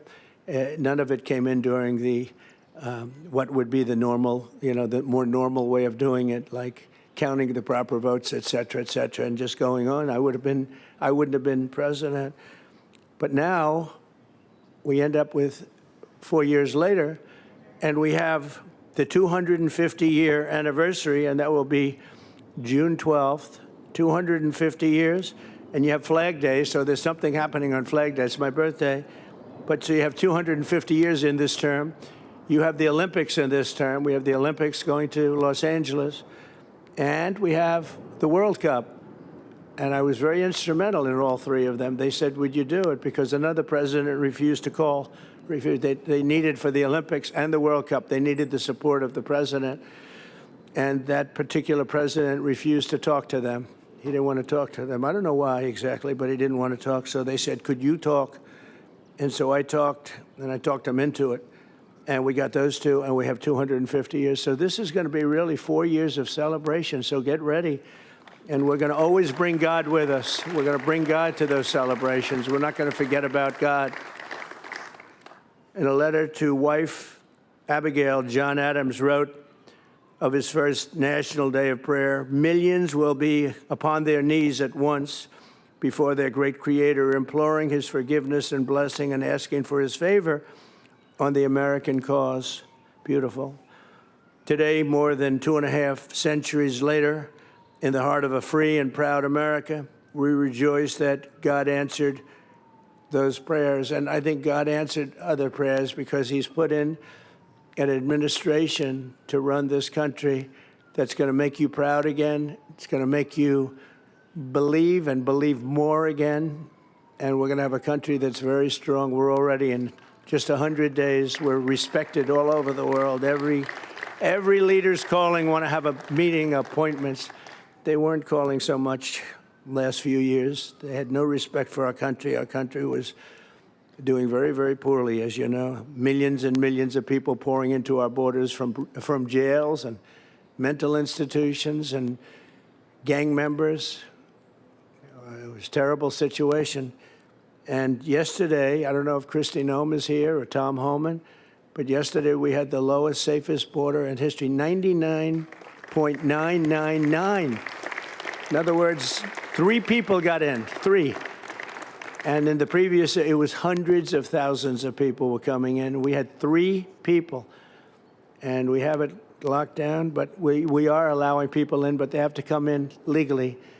So it's a big thing. So I think it's a very big thing. It's just so appropriate that here we are. So many things are happening, so many great things, and we won't let countries rip us off anymore. You know, a lot of people like to talk about tariffs. Well, tariffs is exactly what they were doing for us. You know, when you want to defend that, they're a beautiful thing for us if you can use them, if you can get away with using them. It's going to make us very rich. We'll be paying off debt. We'll be lowering your taxes very substantially because so much money will be taken in that we'll be able to lower your taxes even beyond the tax cut that you're going to be getting, hopefully, with the big, beautiful bill.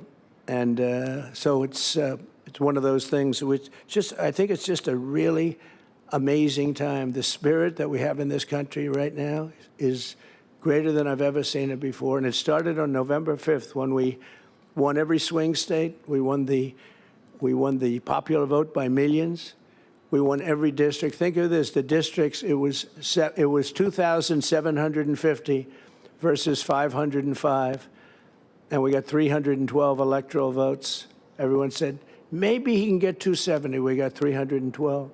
It was a great election, and it has just revitalized the country. And I think I can say one other thing that's to me really incredible, that it can go so quickly.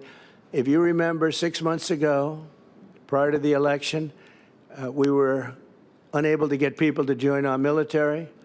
We had a waiting list that was a mile long of empty spaces, and we couldn't get anybody to join. We didn't know actually what to do. Now, I wasn't in the administration, but they didn't know what to do. And it was embarrassing to them, frankly, and it should be. And that included police and firemen. You couldn't get people to join anything having to do with any of the military groups, any of the law enforcement groups, first responder groups. You couldn't get anybody to join. And as of yesterday, we had the largest number of recruits in the history of our country. Think of that.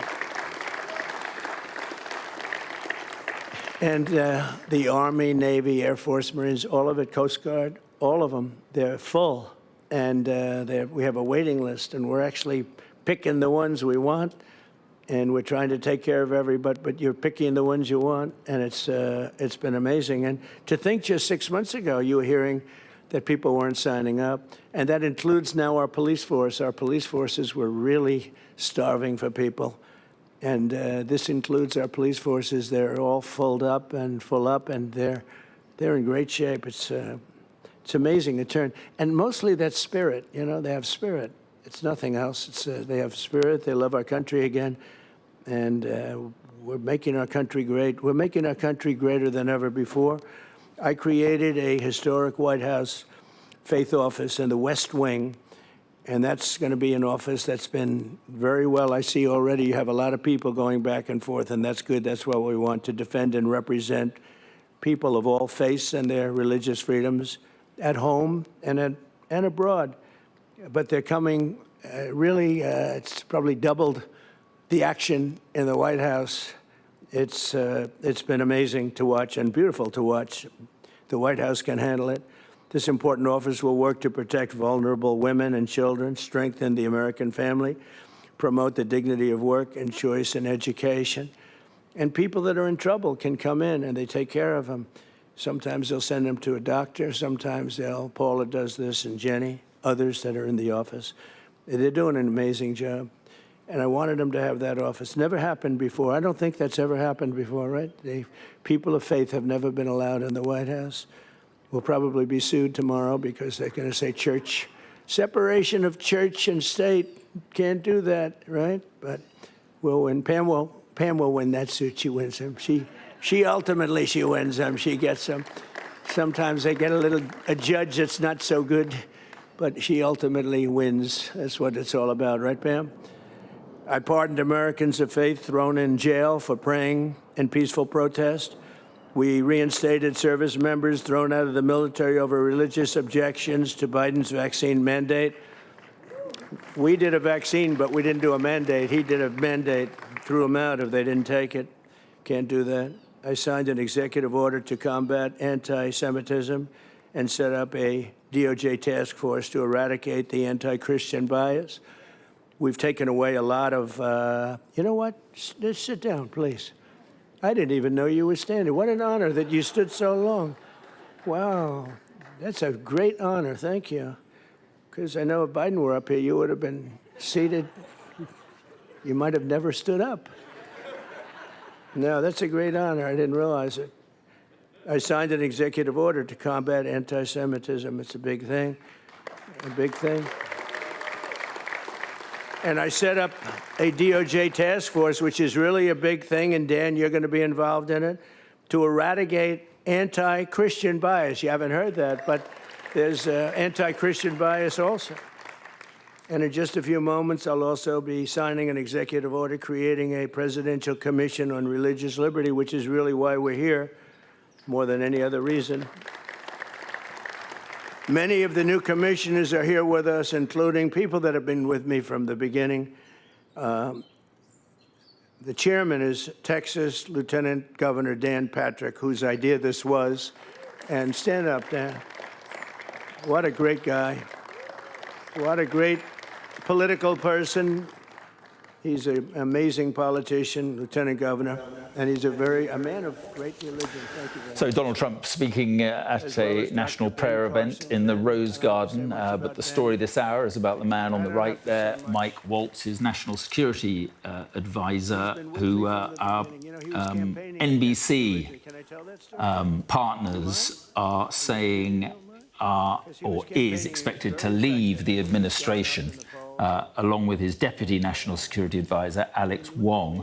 Mike Waltz, of course, on shaky ground with Trump after the Signal chat.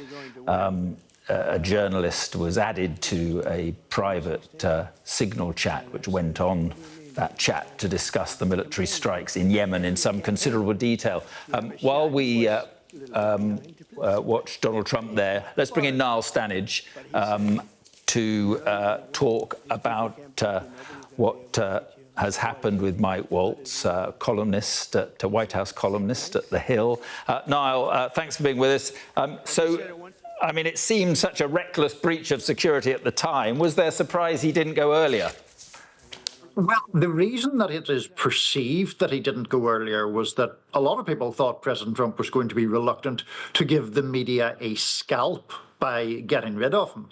It appears that that obviously hasn't been the case. And I think that the Signal chat that you mentioned, Mark, was so important because it went directly at the issue of competence. It seemed almost absurdly incompetent to inadvertently add a journalist to a group chat that was discussing things of such manifest sensitivity. A group chat that also featured most of the major members of the Trump administration, albeit not the president himself. So it was a massive breach. It would have ended his career even more swiftly, perhaps with any other president, but he's hung on for a little while, but apparently not much longer. It does also as we were hearing, raised questions about Pete Hegseth, Defence Secretary, who put these sensitive details about the live military mission on the Signal group chat. But Donald Trump speaking about him this afternoon in that garden there, calling his Defence Secretary, well, saying he was doing a great job. Yes, that's right. And I think that points to two things, Mark. One is Pete Hegseth, best known really as a TV personality before his current job, is an effective media performer by Trump's standards. But the other thing, which your audience may not be quite so aware of, is that Mike Waltz, in contrast to Hegseth, has roots that stretch back to the Bush years. He had been an advisor to the former Vice President Dick Cheney. He had been quite close to Donald Rumsfeld. And that sort of neocon background is looked at very skeptically by a lot of the more isolationist figures around Trump. And the way that the Trump people talk about the neocons, as they term them, is very aggressive and great detrimental indeed. So I think that Waltz's roots in that area differentiate him from Hegseth and probably give Hegseth a much greater measure of protection right now. And just finally, Niall, obviously in the first team, when he got through, I think, 3 national security advisors, but also many other key officials, obviously, this time there's not quite there's not the same churn at all. But do you think this could be the beginning of something? I'm not sure, because I think that the Signal chat about Yemen was so aberrational. No one has really put their foot in it to that degree. Yes, there were other participants in that chat, but Waltz was the one who inadvertently added the journalist. So even though there are an enormous number of controversial measures that Trump is pushing, there isn't anyone who has really just messed up quite so egregiously. And for that reason, I would be sceptical that it will mark some sort of great rampage of firings or removals. Niall Stanage, thank you very much indeed. Appreciate your time. We're going to talk to James Matthews in just a moment. Let's just have a listen to what Donald Trump is saying at the moment. So great. Bishop, thank you very much. Thank you very much. Thank you. Great job. Pastor Paula White, if you would stand up, Paula, please. Thank you very much. Rabbi, Mayor, Solovey-Check. Rabbi, how are you, Rabbi? Thank you very much, Rabbi. Good job. Kelly Shackelford. Good. Nice seeing you, Kelly. Ryan Anderson. Thank you, Ryan. These are great people. Carrie Bowler. Hi. Hi, Carrie. Attorney General Pam Bondi, star. This is a star. Thanks, Pam. That's great. Secretary. So Donald Trump still speaking at that prayer meeting. Let's bring in our US correspondent James Matthews to talk about all this. And James, well, he wanted to talk about the tax cuts he's planning in this bill he wants to get through, biggest tax cuts in history. He wanted to talk about investment coming into America. He praised his defense secretary, praised his Secretary of State. Not a word, though, about Mike Waltz. And as we were saying with Niall Stanage, this is, on the face of it, paying the price for this security breach over Signal.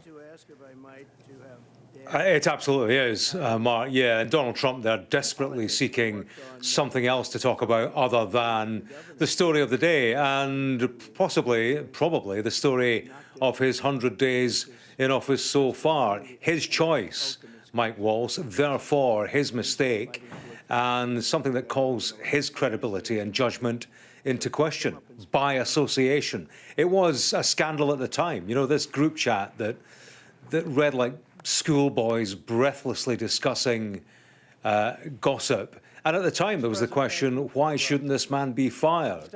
At the time, Donald Trump said he's a good man, he's learned his lesson. But this was a national scandal that put the lives of American service personnel at risk. And for Donald Trump not to fire him at the time was a tacit acceptance that was acceptable behaviour. That's what it looked like, and it didn't look good. I suspect And we've been alluding to it, Niall touched on it, this 100-day mark, a day on which wide-ranging assessments are made of Donald Trump's performance. I think that was the line that he was looking to cross, because he would have seen that as a day to judge Donald Trump's presidency so far. But once that was out of the way, then he loaded his gun. Mike Waltz, he's been out and about today, Mark. He was at the White House. I was watching him on Fox and Friends being interviewed live, talking about Ukraine and Russia. We have pictures of him in the grounds of the White House, and somebody shouts, "Good day to you, Mike." Well, good day for a firing. I tell you something else. A couple of days ago, Marine One, the helicopter, left the White House with Waltz on board. The whole party, the White House party, was about to board Air Force One at the Joint Base Andrews. That's the plane. Mike Waltz did not board that plane. So you wonder if he was given the message directly a couple of days ago. But certainly his card has been marked since the incident itself. The question, of course, is the question that you asked of Neil. What about Pete Hegseth? For now, Donald Trump, he has Donald Trump's support, and you heard Trump doing a fantastic job. But Hegseth's all over this as well. He was part of the original Signal group chat. He was part of a second Signal group chat that involved his wife and brother. Both have job involvements with the Pentagon, would not typically be allowed to access the kind of information that Hegseth was sharing with them. So there is the question, if Waltz is fired, why should Hegseth not feel the heat? I suspect the reason is that he's welded to Trump in a way that Waltz is not. Trump invested considerable political capital in getting Hegseth over the line in the face of much opposition. So for Hegseth to take a fall, that would be a serious blot, a more serious blot on Donald Trump's copybook, and a more serious question of his judgment. Yeah, and briefly, Jay, I mean, is this the cost for Trump of having a loyal team, because he has picked this team on the basis of loyalty, it seems, this time, rather than an experienced team? I mean, was this kind of thing, always going to happen? I think that's a fair assumption to make, Mark. Donald Trump is a man who values loyalty above all else, and that will include loyalty over talent. And you create the danger there that you are prioritizing recklessness over responsibility. And that's what we have seen in this regard, in this scandal. In a situation that demanded secrecy, that demanded stringent responsibility for the safety of American service personnel, you had a group chat that, as I said, read like schoolboys having a laugh, emoji-laden. I mean, the notion that that is the stuff of American national security is laughable. It called into question the judgment of the people on that group chat, and it called into question the judgment and credibility of their ultimate boss, and that's the man you're looking at on the left. OK, James, thank you very much. I'm not sure what Donald Trump is speaking about at the moment. Should we just have a listen to what he's saying? An attack that would have never happened because the money was given by Iran to Hamas. Iran had no money when I was president. They were out of money. They were bust. They had no money. They weren't giving it to Hamas. They weren't giving it to Hezbollah. They weren't giving it to anybody because they didn't have any money. They were just about bust. And in fact, I put sanctions on last night. Any oil that anybody takes from Iran is not allowed to do business in the United States of America. Which is what I did the last time. That drove them into a very bad state, and they were ready to make a deal, except for the election. Didn't turn out the way it should have. It was a rigged election, and we might as well say it. But it was totally rigged. It was disgraceful. I think it's going to go down as one of the biggest. We wouldn't have, think of it, your son would be home. You wouldn't have had October 7th. You wouldn't have had the Ukraine-Russian horror show that's going on that we're trying to stop, where 5,000 young Russians, mostly Russians, and Ukrainian soldiers are being killed every single week, 5,000 a week. So think of those parents, they're from Russia, they're from Ukraine for the most part, and other people, but for the most part. And that would have never happened. It was never going to happen. No chance of it happening. Putin and I talked all the time. He knew it wasn't going to happen. I told him it wasn't going to happen. And through gross incompetence, it did take place, and it's a horrible thing. And you wouldn't have had inflation. Think of it. You wouldn't have had inflation. You wouldn't have had the horror show at Afghanistan, which I think is what gave Putin the resolve to go in and do what he did, because he looked at how badly we got out. We lost 13 soldiers. 42 were horribly injured. Nobody ever talks about them. The legs, the arms, the face, horribly injured. That would have never happened. Not even possible to have happened.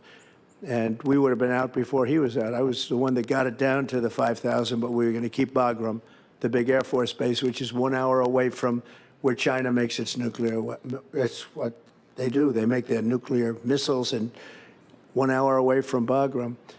And I said, you can't give up Bagram. They gave up Bagram, and right now China occupies Bagram. So sad, so crazy. One of the biggest air bases in the world, among the strongest and longest runways anywhere in the world. 1 hour away from where China makes its nuclear missiles.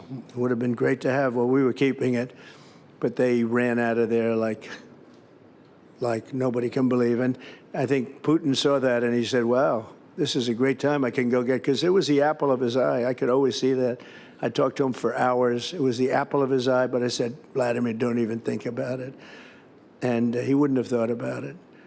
But when he saw that, I think that's the reason, actually, he gained some additional courage, and he went in. Adi and Yael cannot imagine your pain. I just can't. Adi and Yael.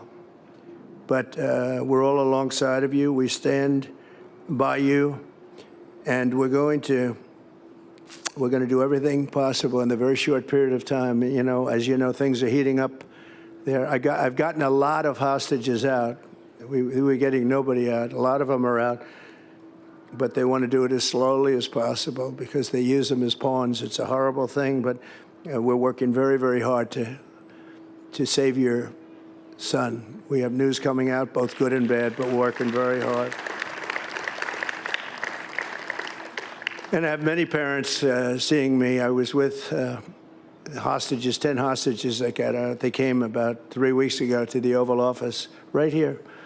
And they said to me, it was just terrible. And I said, interestingly, because, you know, you see there's always some heart in somebody, you think. I said, so you've seen like hundreds of Hamas, right? Yes, yes. They lived in a pipe. They didn't really live in a tunnel. They lived in a pipe that was this big. They could barely breathe. It's amazing when one was in for 305 days, one was in for over 500 days. But I got them out, and through very tough, the whole thing was very tough. I said, did you ever see any love or kindness? Like, did any of these people that were guarding you, the Hamas people, did they ever look at you and say, don't worry, you'll be all right? Or did they ever look at you and say, I'm going to sneak you a little extra bread or a little extra something for eating? Did they ever give you any hope? He says, no, not one. I said, you mean, so not one person looked at you during your 1.5 years in there? One was there longer than that. One was there a little shorter than that, different times. I said, not one. No, they used to give us a smack on the face. They would never do that. They not one. So there wasn't one person out of hundreds that said, I'm going to sneak you a little bread. I'm going to make sure you get home safely. Not one. And that amazed me, because in some really bad situations, you'd have some people like that. You'd have some people like that, but not one. And they were telling the truth. I mean, they were telling the absolute truth. And when I talked to them about the way they suffered, it was incredible. In fact, I'd say 4 or 5 looked very, very solid and normal, and 4 or 5 looked like they'd been through hell, but they were all through the same hell. And I looked at them, I said, I can't imagine what you've gone through, but we're going to do what we have to do. But I asked them a question. One was wearing 59, and I said, what does 59 represent? That's how many are left. I said, all right, well, get them out. I said, are they all living? No, 24 are living. I said, 24? He said, yeah, 24, only 24. So 24 out of the 59 are living, and they knew because they had just gotten out. And what are the others? The others are all dead. But I spoke to the parents of the others, and as much as you want your beautiful boy out, they want their beautiful boy, and for the most part, as you know, boys, young boys, for the most part, but they want him out so badly. I said, is he okay? No, he's dead. But they want him out so badly, almost as much as if he were alive. It was an amazingly sad thing to see, the level of love for the children. And they didn't even view them as dead. They needed the body of their son, and they knew they were dead. But think of that, out of 59, you had 24 that were living, and now I understand it's not even that number. And young people don't die. They're very resilient. You know, you don't have young people dying. Young people are killed. Old people die. They can't take it. They couldn't breathe in some cases. They had them in a pipe, closed at both ends. If you're claustrophobic, it's a big problem. And many people are claustrophobic. But young people live, old people die. But these were young people that were dying. So you know what took place. As we bow our heads this beautiful day in the Rose Garden on the National Day of Prayer, we once again trust our lives to our liberties and our happiness to the hands of the Creator who gave them to us and who loves us.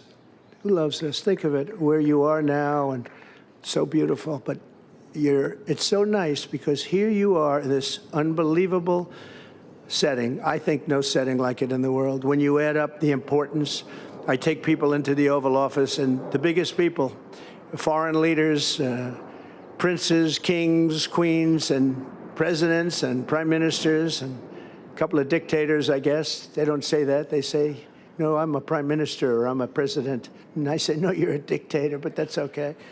But I bring them into the Oval Office, and they just want to look. They can't believe it. It's the most important. And they all have beautiful offices. They are, in some cases, the wealthiest people in the world, in some cases, the most powerful people in the world, but they go into the Oval Office, and here you are, so right President outside Trump, the Oval Office. on he goes, And, talking at this prayer meeting, talking about hostages in Gaza in part of that, saying we want to get these hostages out, but it is going slow, but we will do our best to get them out. He also talked again about the 2020 election. He said the rigged election, though it has to be said no court has ever agreed with it on that. Also complained about the Afghanistan deal. It is just worth pointing out that that was a deal he did with the Taliban, though it was Joe Biden who oversaw the withdrawal of American troops. So just a couple of points on that. We're talking about the man on the right who is leaving his post at the White House, the National Security Advisor, Mike Waltz. All this just 24 hours or so after America and Ukraine signed that minerals deal, which has been hailed by Donald Trump and also by President Zelensky, who says Ukraine is interested, this in the last few moments, in ratifying the minerals deal with the US as soon as possible. Let's speak to Oleg Gustenko, economic advisor to President Zelensky from 2019 to 2024. Thank you very much for being with us. Just a quick word on Mike Waltz, the National Security Advisor, who has been involved in the minerals deal, has been involved in trying to get a peace deal with Russia. I just wonder what you make of that. So basically, my view is that people are coming, people are leaving, so I don't see any disaster that Michael Waltz is leaving his office. So basically, it was, I would say, even expected, and it was expected by many observers, including in Ukraine, already several weeks ago when there was this scandal with Signal. So I don't see any trouble that Waltz is leaving, and the new one will be coming. And I mean, he is on record as describing Ukraine as a corrupt country. And now we've got this deal. Let's talk about those comments. What do you make of the comments that he made about your country? So basically, actually, when he was talking about the most corrupted country in the world or something along these lines, so I would probably address him to Transparency International just to check the numbers. And according to the numbers, you can see the progress which we were doing in the country over the last several years. So basically, I wouldn't say that the corruption is not anymore in the country, but it definitely extremely lower level now than it used to be in the past. So from this point of view, I would say that we are doing progress. Right, now let's get on to this deal that's been signed. How important is this for Ukraine going forward? Does it help, in a way, redress the balance in the talks, do you think, between the Ukraine and America and, of course, Russia? Does it give Ukraine more security, in your view? I would say that why it's extremely important for us now is that it's about symbolism. And of course, even now when we are hearing what President Trump is saying in his messages, in his speech in Rose Garden, so you can see that it's all about symbolism. So I would consider this deal again as a symbolism. So we were pleased President Trump with this deal. I don't think that it's an extremely, it's a game changer. I would put it this way. It's not a game changer. But what is really important about this deal is that at least we are declaring that some investors from the side of the United States might be coming to Ukraine if they decide that they want to come. However, the important thing to keep in mind that it's more about, it's more about future intentions, because who is going to invest into the country which is under the war now? So basically, is it going to be Donald Trump? Is it going to be White House? Is it going to be United States? No, we are here. We are talking here about private investors, and private investors, when they are making their decision in terms of to come or not to come, they are scaling risk against profitability. And if the profitability of the project might be acceptable and might be okay for them, then the question is in terms of risk. But my hope, and why I do believe that this deal was important for Ukraine, is that at least we are passing the way that in the future somebody might be coming to the country in this particular area of rare earths. And on the top of that, I do believe that if really American investors are coming into any projects in Ukraine, including this particular field as rare earths, then we are probably able to increase the level of our lobby in Washington. From the point of view that when you have your investments in the country, you probably should expect that those who invest this money will be putting some pressure on their government, including the White House, to do right things in terms of protecting these investments and, as a side effect, protecting Ukraine. So if you are asking me... Sorry to interrupt, because we're about to run out of time, but I'm just interested. These are reserves in western Ukraine that are being talked about, west of the Dnipro River. But am I right in saying many of the reserves of these minerals and rare earth minerals are in areas where Russia could well end up holding the territory? Oh, absolutely. Actually, the most of these reserves either in the center of Ukraine or on the territories which are under attacks now, or those territories which are under temporary occupation from the side of Russia. And then, of course, we are coming to the questions how you are going to develop those reserves if they're exactly, precisely on the front line. So many questions about that, but definitely, at least now, from what we can see, is that there is no contradiction now with the Ukrainian-European path, which is good. Another important thing is that we are not considering previous past assistance which we were receiving from the side of United States, we are not considering it as a part of the debts to the United States, as it was actually mentioned in an initial documents we were reading in Kiev regarding this mineral deal. So from this point of view, we are okay. Oleg Ustenko, thank you very much. Thank you. Thank you very much for being with us.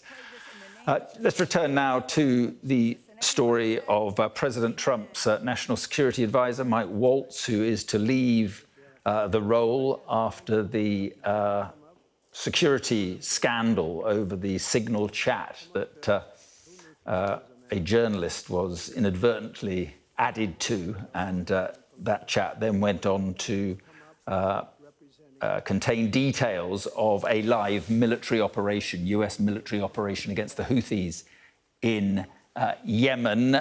We're joined now by Charles Kupchan, who's a professor at Georgetown University, a senior fellow at the Council on Foreign Relations. Thank you very much for being with us. So it did seem at the time such a reckless breach of security, but Donald Trump said then, he described Mike Waltz as a good man who made a mistake.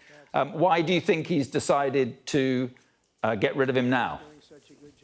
Well, here in Washington, we've been waiting for this shoe to drop, and not just because of the scandal over sharing classified information on open phones, including with a journalist. I think there are a couple other factors at play. Number one, this foreign policy machine isn't really working, and the key role of the National Security Advisor is to coordinate and make sure the State Department, the Defense Department, the Commerce Department, other units are all on the same page. That hasn't been happening. And I think also it could be ideological. Waltz hails from a more traditional conservative wing of the Republican Party. He's more internationalist. He's more of a hawk. And I think Trump has little by little been pushing those folks out of his administration.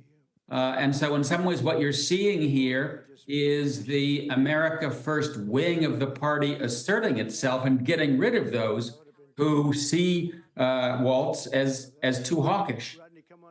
Right. I mean, where do you think this leaves Pete Hegseth, the defense secretary? Donald Trump was praising him at the event we're seeing there at the White House, saying he was doing a great job. But he was the one who put the sensitive details of this military mission on the Signal group. I mean, Hegseth is probably in trouble, too. I wouldn't be surprised if there are a series of departures. You know, we're now past 100 days. This is a moment of taking stock. Doesn't look good, right? The economy has shrunk. The tariffs are causing a trade war. Prices are going to go up. Trump said he was going to solve Ukraine and Gaza and Iran. None of it has happened. So I think what we're seeing here is a bit of a reset, trying to get off to a better start. So I think Hegseth probably won't last that much longer. And from what we're hearing, the situation at the Pentagon is a mess. And he's probably closer to Trump ideologically, more neo-isolationist and unilateralist. But he needs Trump needs someone at the Pentagon that can actually make the trains run on time, and that is not Hegseth. How worried should international allies of the United States be about the Signal chat for a start? The many reports, as you mentioned, of deep unease among officials at the Pentagon. How worried should allies of the United States sharing intelligence with the United States, how worried should they be? Plenty worried. Just like those of us here in the United States need to be worried about the future of American democracy. But the one sort of piece of optimism that I would offer is that we're seeing Trump calibrate. We're seeing him correct courses that haven't been working. And so I wouldn't throw in the towel. I wouldn't assume that Trump is going to withdraw from NATO and throw Ukraine under the bus. In fact, he just signed this minerals deal with Zelensky. So let's wait and see how this plays out. Maybe in another 6 months, we'll see that Trump has tried to pull things back together. So it ain't over yet. Let's be patient. Yeah, and I just want to point out, 6 o'clock here in the UK, you're watching the News Hour. I'm speaking to Charles Cupshan about Donald Trump's decision to remove his national security advisor, Mike Waltz. On the left of your screen there is Donald Trump attending a prayer event at the White House. On the right, Mike Waltz himself. And Charles Cupshan, just one last question. I mean, Donald Trump clearly appointed loyalists this time round. Last time round, he didn't. And he's by and large hung on to them, certainly during the first 100 days. But do you think he's paying the price or will pay the price for appointing loyalists rather than experienced people? Yes, I mean, I think we're seeing some of that. You know, the negotiations with Russia have been a mess. I applaud Trump for reaching out to Putin and opening a dialogue, but it's been very poorly handled because there aren't professionals around them who have negotiated with the Russians before on tariffs. Our tariff policy changes every 16 minutes. That's in part because you have a team that is very unprepared. They're novices when it comes to U.S. policy and U.S. economic diplomacy. So, yeah, he is someone who's mercurial. He has instincts and impulses. He needs people around him who can fashion those impulses into policy and strategy. That's not happening yet. OK, Charles Cupshan, thank you very much indeed. Let's just have a listen to that prayer event at the White House, and we'll speak to James Matthews in just a moment. And robust Semitism, a renewed and strengthened sense of Jewish identity and purpose. For we are in the land of the free and the home of the brave. And finally, dear God, please help us find harmony here at home, even as we vigorously debate the important issues and defend the rights of those who wish to speak in peace, to say their piece. Let us remain mindful of those timeless words of the Lubavitcher Rebbe, Rabbi Menachem M. Schneerson of sacred memory, who taught that the best way to bring together two feuding sides is to focus how they are actually all on the same side, as we are one society, one nation, living under you, God, in whom we trust, guided by your hand and your will, ultimately indivisible, with liberty and justice for all. So that prayer meeting at the White House goes on, and the story this hour is that Donald Trump's national security advisor, Mike Waltz, is to leave his role.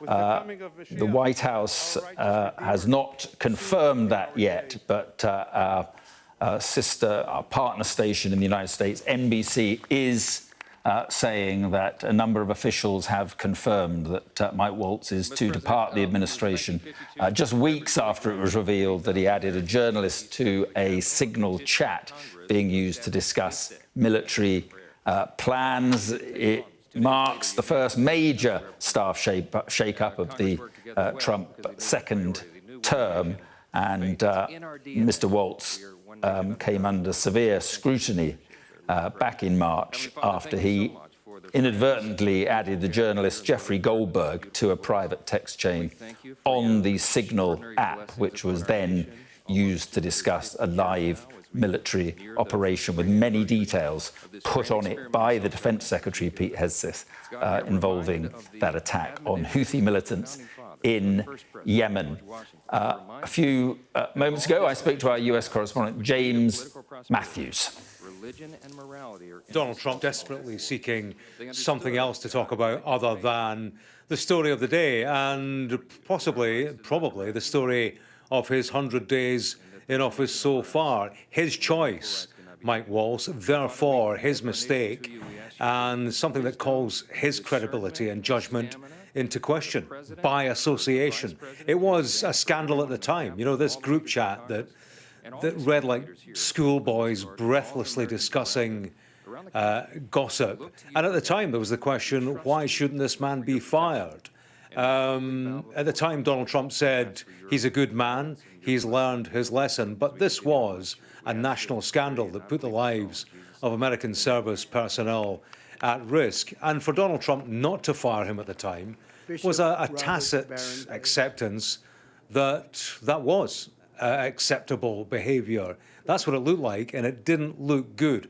I suspect, and we've been alluding to it, Niall touched on it, you know, this 100-day mark, a day on which wide-ranging assessments are made of Donald Trump's performance. I think that was the line that he was looking to cross, because he would have seen that as a day to judge Donald Trump's presidency so far. But once that was out of the way, then he loaded his gun. Mike Waltz, you know, he's been out and about today, Mark. He was at the White House. I was watching him on Fox and Friends being interviewed live, talking about Ukraine and Russia.